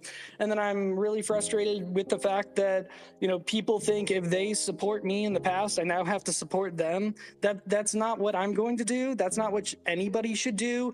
You should put forward proposals that you think make sense and are in the best interest of the development of Decentraland. And I truly do not give a fuck if you've supported me in the past. You're either doing the right thing or you're doing the wrong thing. And then that's the end of my rant. Thank you. I mean, you did bring up some pretty important shit right there. I guess before I make my comments, I'll let Don ask his question. I believe he may have a question for what you may have said. Curation. So my question is, actually not even a question, a statement I really want to make is, DCL, that really is a thought leader in itself. Like, these are really tough situations or conversations to really talk about, but as a community as a whole, I'm listening now. You got my attention, you got my ear. So it's a matter of it's a matter of talking about these situations and what can be done. Like you just said, that you had some people make some proposals, and this is a step forward no matter what. It is a difficult situation, of course, but as a community as a whole, or us community builders as a whole, we should not take this as lightly, but do what's best that would work for both sides as well. So a very big shout out to you, DCL, speaking the truth out there when it needs to be spoken. So and also informing people who didn't even know, because like myself, I didn't even know that this was going on. So that is quite a big eye opener, but for what I know, I'm for the community at the end of the day. Yep, that's definitely it. And I mean, anyone looking in from the outside, like into like this current situation and like learning about it, like what are new users going to think before, or anyone looking to invest into the platform, get land, whatever it may be, like get into the platform, what do they see? Well, looks like Decentraland hasn't, made sure to protect everyone's interests. So, we'll see. Hopefully they're listening here. I thought someone earlier may have mentioned that they're listening. So, shout out to you, Foundation, or you hopefully taking notes. And yeah, I totally agree with you, DCL. Okay, sometimes it feels like individuals think you're not supporting them because you're not supporting them in the way that they want you to support them. But in all reality, you've been supporting them in like every step of the way, buying their wearables, using their platform, whatever it may be. You've been doing it. You've been but I don't know. I don't know. It's sad to think about, like, that some people might get hurt that way, but perhaps maybe some reflection and time will kind of like open up, and hopefully a friendship could be saved. I'm gonna pass it over to Existence. I believe he has had his hand up. Thanks. Yeah, I just wanted to say I've heard you talk quite passionately about several topics the last few Twitter spaces here, DCL, and I applaud you at the way you go about it. Has a lot to do with how receptive people can be, and it says a lot about you yourself. I know a lot of times things get overheated, and then people don't conduct themselves in a very good manner, which just is a turnoff for a lot of people. but I feel you've handled yourself very well. Well, thank you. I appreciate that. I will continue to do my best. And like I said, I like some people have come up to me, and Esteban. So he privately DM'd me, and one of the things he told me is, "I don't trust you," and he specifically said, "I owe you nothing," and I said, "You don't owe me anything, and nobody else does. I'm just saying that it's probably in everybody's best interest that, you know, found a platform based on transparency that had blockchain transactions for these districts, you know, should probably be made public." And then at that point in time, he told me to shut up, stop spreading FUD, and asked for me to be banned from the Discord. And then at that point in time, I was like, all right, this obviously hit a nerve, so there's probably some issues here. And then I woke up and I had district leaders that had left group chats that I was in. And so obviously there is something going on here. And I mean, I've been talking with them for like weeks now. And from the start, I was like, hey, somebody just come forward and do the right thing, and there will be no problems. And nobody wants to. And because of that, here we are. And yeah, I don't know. Like, people have accused me of not or of being a self-interested party and doing this stuff for my own benefit. I was not an initial contributor. I have nothing to gain from this, and I've actually lost a lot from this because I had district leader supports from district leads, right? So I've now lost that support because I don't think it's right what they're doing. I think that saying that somebody is being malicious in their actions, you know, because they weren't a contributor is stupid. I think, you know, people can do the right thing if they choose to.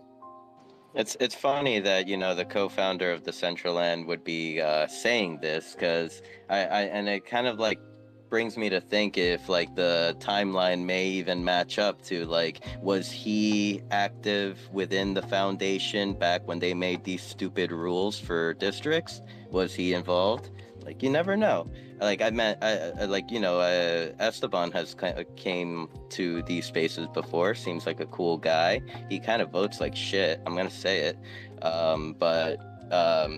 Yeah, like, it's a little weird, and you know, they don't want to talk to us. They seem to be trying to sweep it having under a the rug. shitload of money. They seem to like having a shitload of money, especially the district leaders. And I'm actually now really curious about the $190 million mana transfer that happened from a notable wallet last week, and what that's about. Yeah, that wasn't that like 10% of the mana supply. It was a very large percent. I don't know the exact number, but I believe it's the biggest mana transfer that's been made in US dollars. It was. I saw a tweet about it.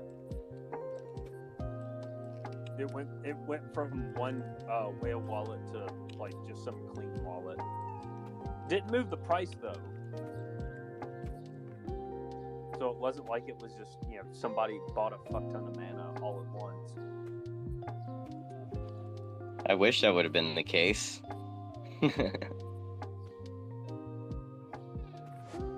And Wisher, your hand is up.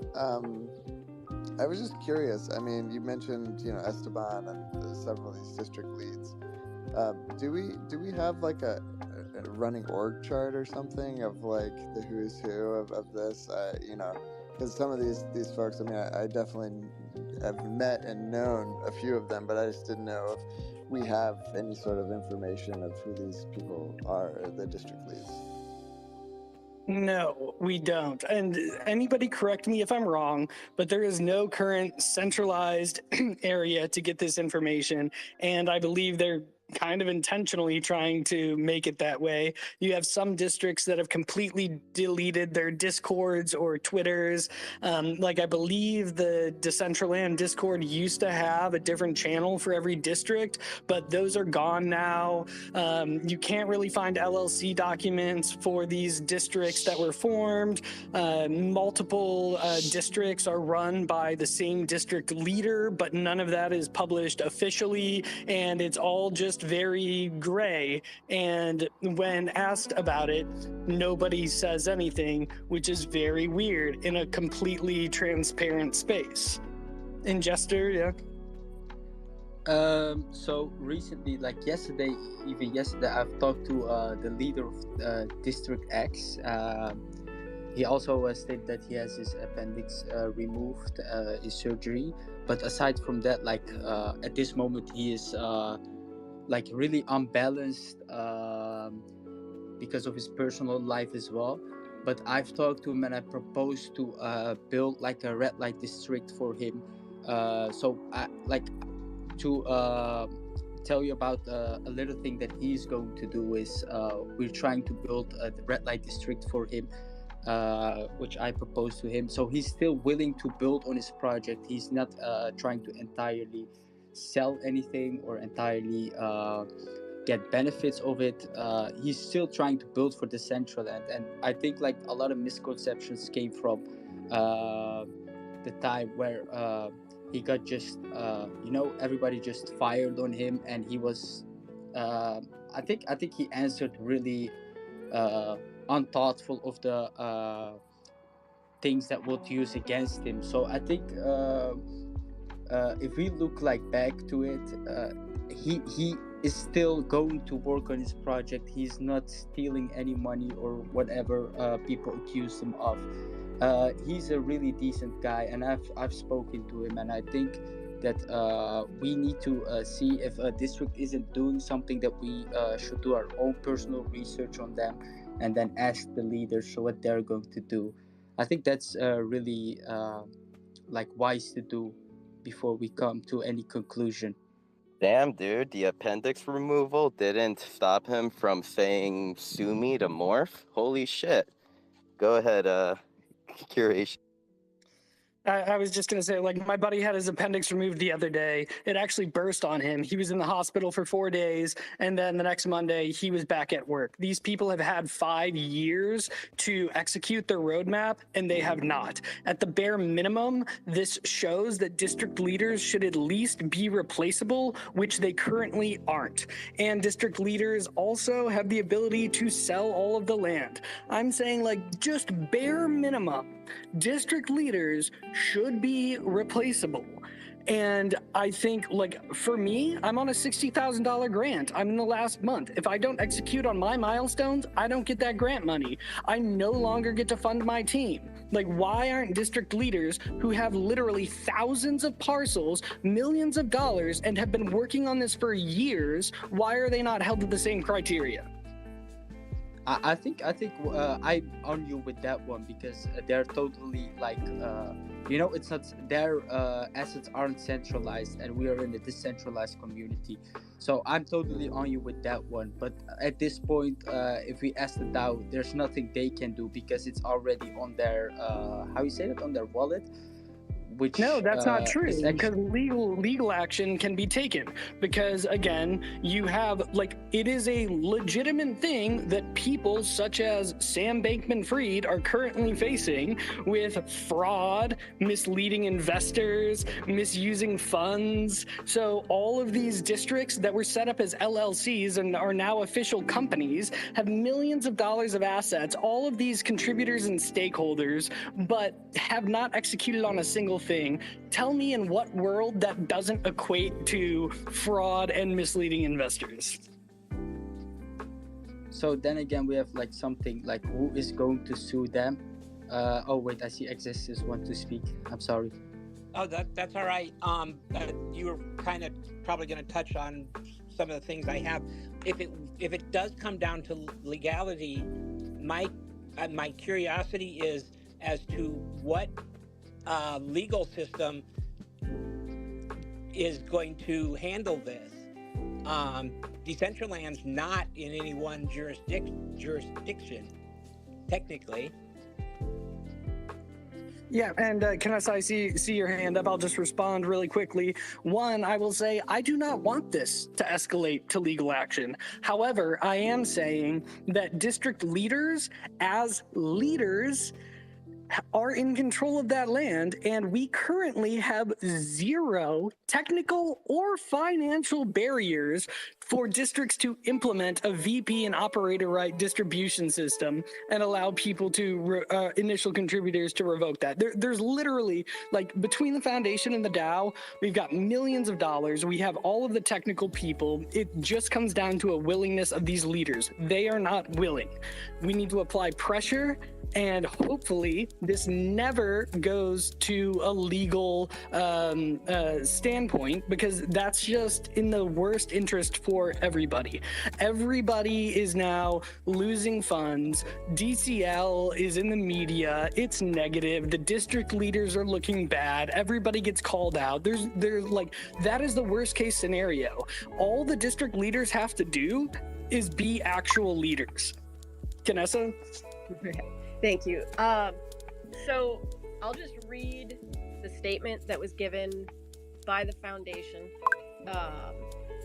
The foundation was created in 2020 and performs an ancillary role in supporting the DAO in the holding of IP and broadcasting the activities of the members of the Decentraland community. The foundation has not been involved in the formation or any subsequent activity of districts. The relationship between the members of each district and the district leaders is governed by the proposals approved by the community of each district, as well as any other document and/or agreement they might have entered into afterwards. In consequence, all claims should be solved directly between each community and the relevant district leader. So that probably needs to be readdressed, but yeah, I'm trying to pick my words carefully here. It is up to the community, us, not anybody else. Like, we cannot expect anyone to do the right thing just because it's the right thing to do. We can't expect district leaders to do it. It's up to us, whoever wants to use the DAO to figure out a different way to do things, because we're not going to hear anything from different entities, because I don't think anybody wants to comment without talking to legal. And really, like, it's why I talk slow sometimes, because my words used to be, anything I said could have been used. If I say something, that could be a legally binding contract, like literally in my job. If I suggested something, instantly my foundation had to provide those services. So sometimes I speak slow because I'm like trying not to say something. Magnify that across millions of dollars in Decentraland. And it really is going to be up to small groups of people who start using the DAO, not just for proposals and grants, but to reshape the future. Because in my opinion, this was a oversight from like our ancestors 5 years ago who made Decentraland, and now here we are. And so maybe we will get a different updated statement, but last week I was frustrated that we are not hearing from the foundation. Well, we're not going to hear from them. But they're not going to speak on legal terms, in my opinion. I mean, maybe they'll surprise me, but when this is legally binding to this magnitude, our ancestors screwed the pooch. Like, they maybe should have put some safeguards in place.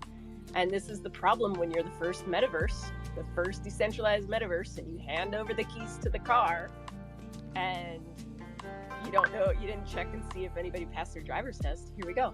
So that would be my suggestion, is like, DCL Curations, protect your peace.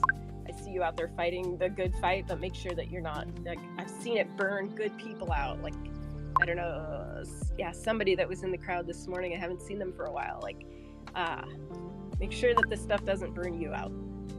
That's all.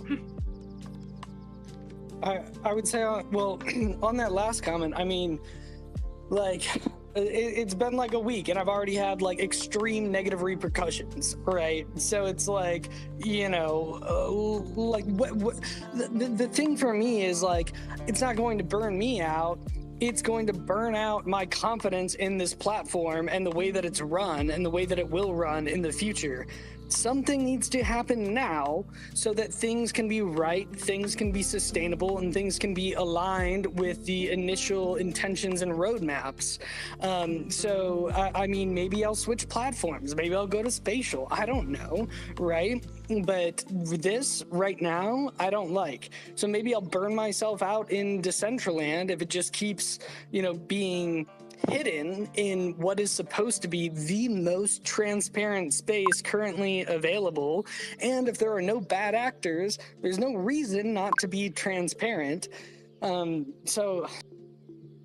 mean, in terms of the foundation, you're right. The foundation the foundation doesn't have they are not required to comment on this situation. However, the DAO and the foundation have notoriously been siloed and have had terrible communications between each other. And I think this would be a great opportunity to build relations between the foundation and the DAO. And while people think, oh, the DAO can't influence the foundation, well, just as we're talking about taking money out of the DAO through a proposal for people to potentially sue districts, we could do that to the foundation. I mean, I'm not, by no means am I recommending let's sue the foundation. I don't see why we would do that. But I'm saying hypothetically, the foundation and the DAO are both on $223 million mana vesting contracts over 10 years. And if we wanted to sue the foundation and the community came together, that is something we could do. Or we could at least file a proposal to push the foundation for change. And the foundation's main goal is to onboard and ensure long-term sustainability of this decentralized platform. So again, it's in their best interest, although it may be hard and it may seem counterproductive at this point in time. In the long term, it is the best decision. And then I guess in terms of the individual contributors that contributed to districts, everybody keeps saying, it's not the DAO's problem. It's their problem. Well, we're all the DAO. The DAO is the community. The districts get to vote in the DAO, influence the DAO. The districts are our problem too. So whether you were a contributor or not to one of the initial districts, it's all of our responsibility to make sure that everybody, is treated fairly and has fair representation. I'm on you with this one. I think if somebody of us, and I think you should do it because you're really in the lead of this, proposes the foundation or whoever is going to be able to make this stop, propose to speak up about it, and we propose for that, and we vote yes on that. That they're actually, I don't want to use the word forced, but are. After a proposal and it's enacted, that we should pressure them to talk about it, and then we will get more enlightened about it, So I'm totally on you with this one, and I think we can only do this through the community DAO.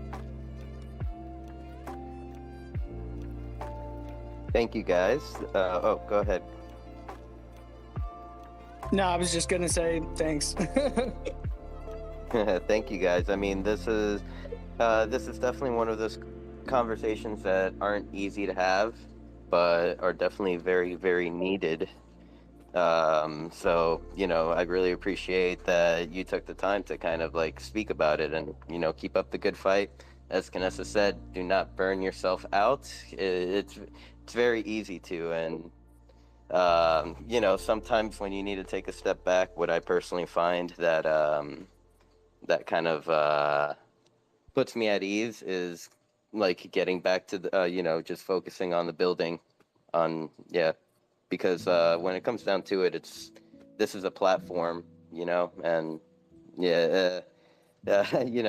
community and the platform go hand in hand, because if there's no one using your stuff, then what value does your stuff have? So just ideas, my high thoughts. I'm gonna pass it on to Existence. Maybe he can save me from I don't know if there's any saving you, Simple. Just kidding.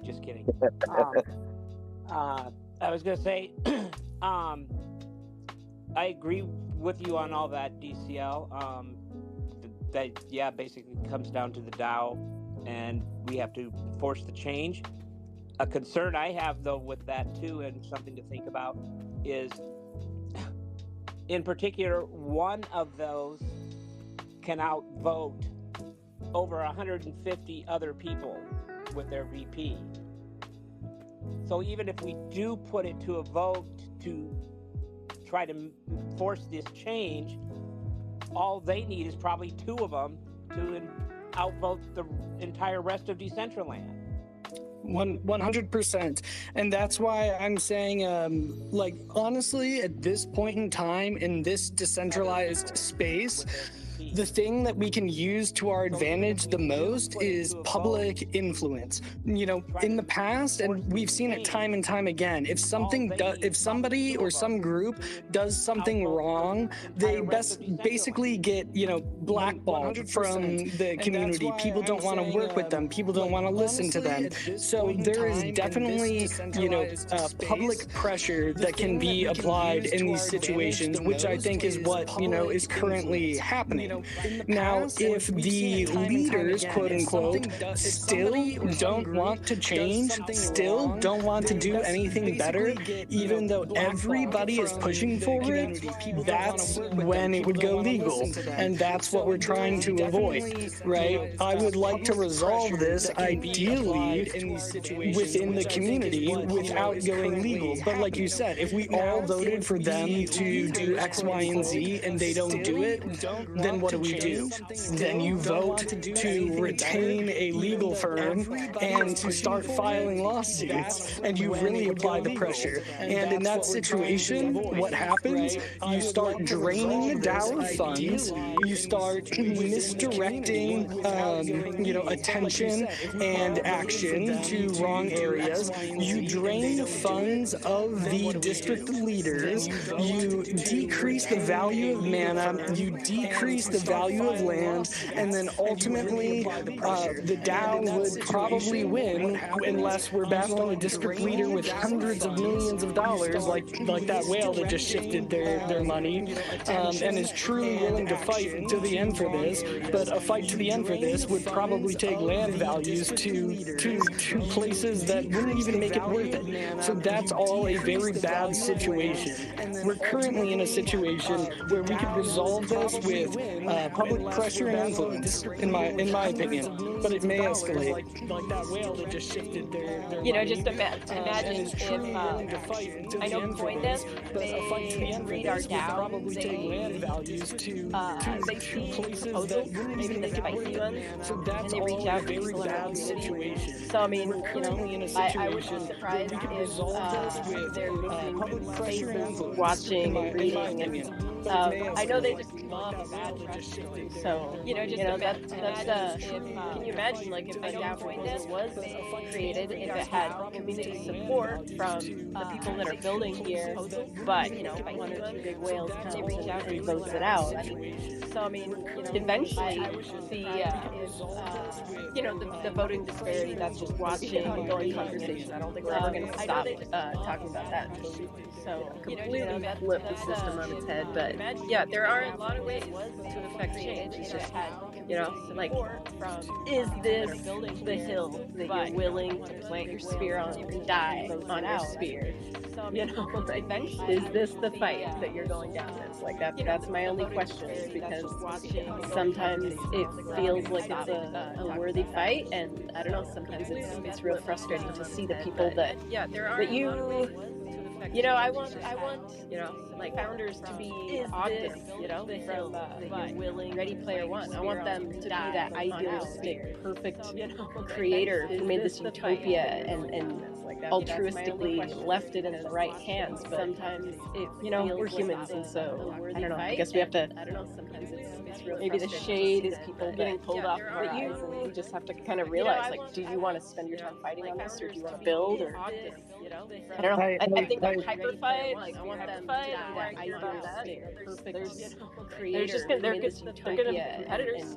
altruistically left it. Can we adapt fast enough, or are we just gonna, we're human, get stuck in this same conversation of Tao, maybe the shade, circle jerking, and shit like that? I will say that's a great point. Like, is this a hill worth dying on, right? And I've asked myself that multiple times, like literally every time I've made a public comment about this, especially when talking to the co-founder, I've thought to myself internally, like, is this a good idea? Is this what I want to do? And honestly, I could leave Decentraland. Everybody could leave Decentraland. There are other places that are currently easier to build on. The main reason I'm in Decentraland is because it is supposed to be the only decentralized platform that currently really exists. And the fact that we have this underlying issue where all of these decentralized contributors contributed and had all of their contributions given to single whales or single owners that can now swing any vote. Like, I don't care about whale votes. If you bought mana and you own that mana and you want to back a certain proposal with that whale vote, go for it. That is yours. But when you have districts swinging around that kind of power, that's fucked up. And so for me, it's like the whole reason I'm here is based off of this future, this decentralized future that Decentraland is supposed to be at the core of creating and inspiring. And if that's not happening, why am I going to continue building it? Go for it. That is yours. But when you have districts swinging around that kind of power, that's fucked up. And so for me, it's like the whole reason I'm here is based off of this future, this decentralized future that Decentraland is supposed to be at the core of creating and inspiring. And come out the other side stronger, Then that's better than continue building in the first place. Like, I think they didn't realize they just wanted districts. I mean, the districts are different today than they were years ago. I've watched districts come and go and be dissolved and disappear. I think it's how we go through this process that is going to define us as a people, as a decentralized and come out the other side strong. Like, then that's better. If we're going to cut each other's throats down to get to the final product, I think they didn't realize. Then that's going to tell me what I need to know. But if we're going to be talking in this space and try to work together and shoot for the stars in some idealistic dream, and then how we get there, the journey is the reward, and not the final destination. I mean, where else in the world can you feel like we're gonna cut each other's can make a change? Like, I can't do that in Fortnite or Roblox, and that's gonna tell me what I need to know. Maybe if we're gonna but I can't do this talking in this space. Like, here I try to work together, and like my voice is small. So I don't know. I see wishers got their hand up, and wishers, you have some deep metaphysical musings. So where else is it at? Yeah, I think you know me too well, Vanessa. Yeah, this isn't necessarily like a point of view on Wisher's behalf. I just happened to be on this account for this spoke. But yeah, I just wanted to posit here that you mentioned growing pains and going through the process, and DCL Creations, when you talk about this, potentially going to legal action, and Vanessa, you mentioning CoinDesk. I think that this is much larger than that. I think it's beyond CoinDesk. I think this is an interesting time. I think there's a lot of attention on metaverses. There's a lot of bigger news outlets that are talking about metaverse. There's a lot of big brands that are talking about metaverse. And to have a headline of something like the DAO sues the foundation or something is much larger news. I think is much larger than what we would anticipate. But back to your point on the process, I do think that not only does that bring a bit of drama to the storyline of Decentraland, but also it does put pressure on some of the bigger issues of DCL creation. I also think that might attract some positive attention too, just from people being like, hey, this is something that we can have discourse with.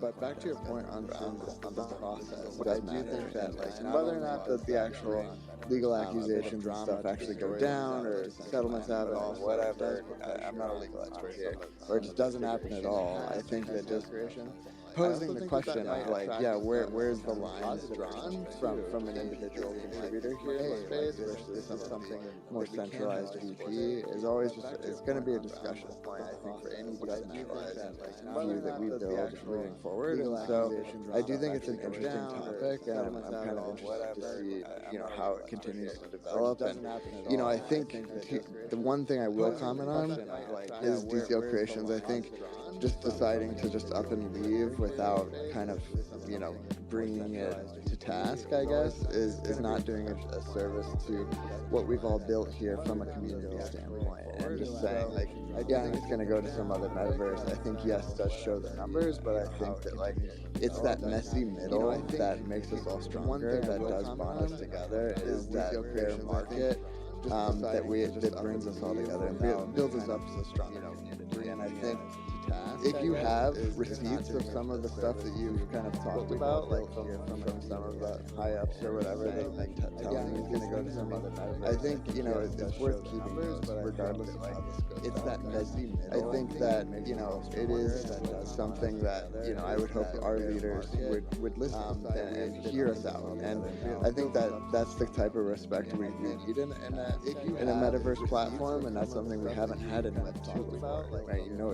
It's like now we're seeing Zuckerberg and all these other guys like start to say like, we're listening, we're taking Instagram back to photos and things like that. And it's like, well, too little too late. I'm hoping we can right some of the wrongs here and have some of our Web3 platforms start to listen in. And that's why we have it down. I think that's the type of respect we need. That's all I just wanted to say. And a metaverse platform, and that's something we haven't had in Web2. I appreciate and agree with everything you said. Appreciate the comments. Just wanted to clarify one point. Like, I'm not saying like I'm going to up and leave.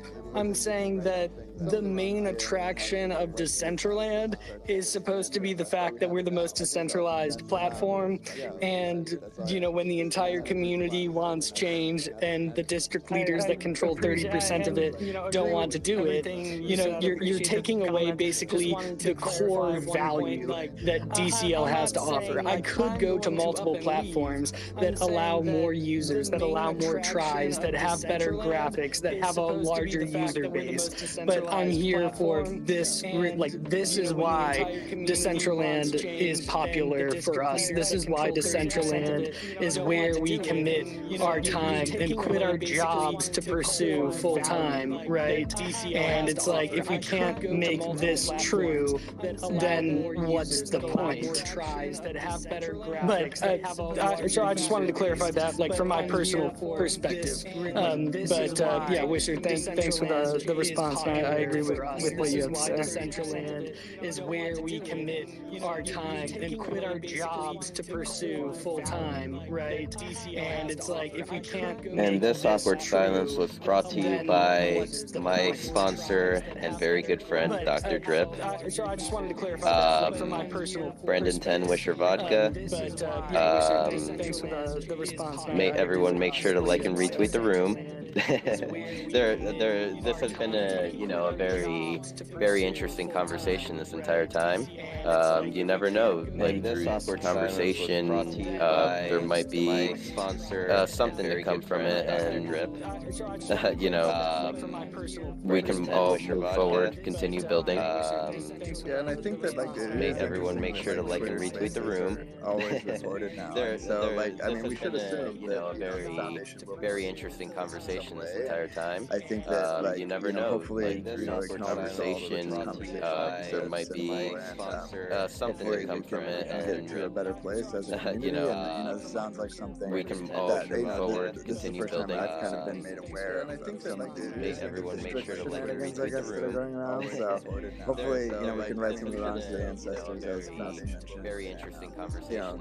Just anyone listening in, either now or hopefully they, let's all, like, make an effort as a community to kind of, just listen to each other. I think is the key here, because I agree, legal action is never the number one, avenue for anybody, but I think, it's good to hear that you speak up. Hopefully, we can write some of the wrongs to the ancestors. Yep. And I mean, to any founder, like, if I were in their shoes, I would kind of at least my way of thinking is, the passion. Like, everyone here is coming in and speaking with passion. And, like, the only reason why we're here is because we care about the platform. We want it to succeed just as much as they do. So, I mean, I know there's always going to be conflicting, like, at least my way of thinking opinions, but like it's always important to, at least listen to each other, come to a consensus, and like the only reason and just keep moving forward. That's all we really care about the platform. That's all we can really do. And I mean, just as much as they do. So I mean, I know there's always going to be conflicting in their shoes. Real quick, out of curiosity, so when it comes to opinions, well, the DCL, making a proposal to the DAO or the foundation, I'm not sure if I got those confused, but what kind of proposal do you happen to know how many people would be needed? Let's just say if we actually crunch in the numbers and math, do we know as a community how many people we need to get involved to actually curiosity? So when it comes to So actually, and just for any new users or people that are joining us, or just people that might not know yet, the foundation and the DAO are two separate entities. The foundation is on a separate vesting contract and is a centralized entity that isn't meant to exist forever, but its current purpose is basically to promote adoption of Decentraland and to make large improvements on the platform. At least, this is my understanding. Please, anybody correct me. But then the DAO is what we all vote in. And DAO is a decentralized autonomous organization, also on a mana vesting contract. And as part of the DAO, there is a grant section or a proposals section. And the grant portion of proposals was just being revamped, but as of, I believe, today or 2 days ago, maybe, I think it was the 28th, the new grant program has been re-released. And previously, there were kind of just these gaps, like if you were in a tier 1, you needed X amount of votes. I believe my grant was tier 4.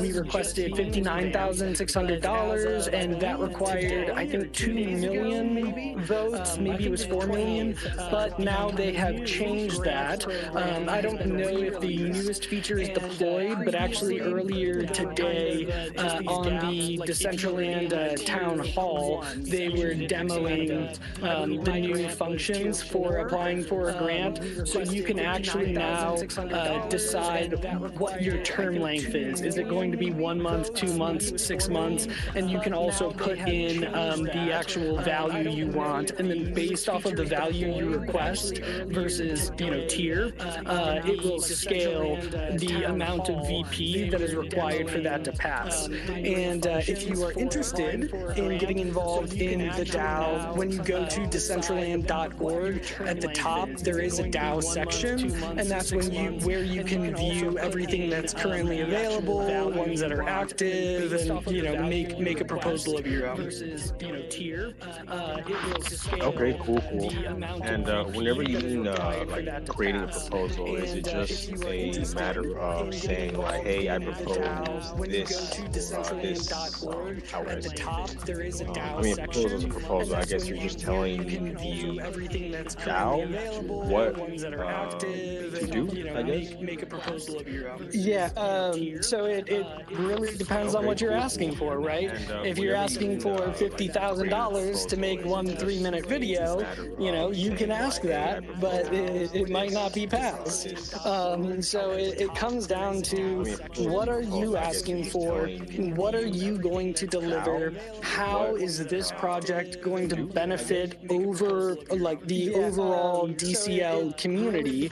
And then the community gets to vote on it. So, I mean, there are sections that are laid out. I'm not sure if they have, updated those sections with this latest release, but it'll tell you, your character limitation and, that this should be an overview. And when I was working on my first one, I basically just went through a bunch of other proposals that had been both, not passed and passed to see what people did wrong and what people did right. And then I, decided, all right, this is probably how I should structure my grant. But I mean, hypothetically speaking, you could say, hey, give me $1 million. This is going to be great. And that, I guess that could technically be your proposal. But also want to make the distinction that there are different types of proposals. So we are talking about grants, but for example, I just had a POI, which is a point of interest proposal pass. So that was a 500,000 VP threshold, and you are limited to like basically half a paragraph, maybe like 2 sentences for the description, but you only need 500,000 VP to pass it, and that gives you the star marker on the Decentraland minimap. So there are different types of proposals, but yeah. So that was a 500,000 VP. Okay, cool. And you are limited to like basically okay, that's actually pretty cool. half a paragraph, maybe like 2 sentences. To me, it seems that you were very well informed, like top-notch well informed, whatever resources that you have come across. I don't know if this is weird asking, but I would not mind talking to you like offline, like in a Discord chat, like actually setting up like a proper proposal, and then we can actually plan ahead of how many members or how many community members we actually need to get on board to actually support this. It seems that you were very, I don't know if that would be a cool idea for you or not, but I mean, I'm all here for it. Yeah, in terms of meeting with people and helping people out in the community, I'm always up for it. Feel free to follow me on Twitter, and I'll give you. Actually, I'll just. This is Don, right? I'll just follow you right now because I think my DMs are private. Yeah, I'm always happy to talk, happy to help. If you didn't know, I also run the virtual library here where we create free educational content. Very excited to be releasing some new material soon. We have 2 full-blown SDK series that will be coming out. One of them is an entire series on how to make a video game in Decentraland from beginning to end. So everybody will be able to learn how to do that within less than an hour. So always happy to help out. Now, in terms of supporting a proposal, I don't know what proposal you're going to put forward, and I don't know what capacity I would be helping in, but I am definitely more than happy to review or help you structure a proposal, and possibly if it fits, maybe I could participate in it as well. Within less than an hour. For sure. Like I said, it's all of it is more of a brainstorming kind of thing. What can be done? Actually taking the first step forward to figuring out the situation. Definitely more than happy to right back. So yeah, we'll be in touch for sure. And possibly if it fits, maybe I could participate in I love it as this. well. Friends are making friends with other sure. friends. Like I said, it's all of it is more of a brainstorming kind of thing. What can, So it is officially 3:33 p.m. in the East Coast, U.S. This has been an awesome conversation, a roller coaster of a conversation. Started off slow, and then we've been like swinging for the last couple hours. With other friends. Just want to give a few shout outs out there. I see Daybed is in the listeners, as well as Crypto Moon. Hello Goldilocks. US. What's up, Jared? Hello, Sir Degen. This has been an awesome conversation, a roller coaster of a conversation. And hello, Cube. Cube, and then we've been like 729 cubes for the last couple hours. Done. Take it away. Just want to give a few shout outs. Yes, actually, this is kind of, I don't mean to steer the conversation a different way, but this is just a random question that actually came back up that I wanted to ask Ingester. How did the concept of the video game or the game that you wanted to create come about? Hello, Cube. Cubes. 729 cubes for the last couple hours. Done. Take it away. Just want to give a few shout outs. Yes, actually, this is kind of, I don't mean to steer the conversation a different way, but this is just a random question that actually came back up. Was that for me? Ingester.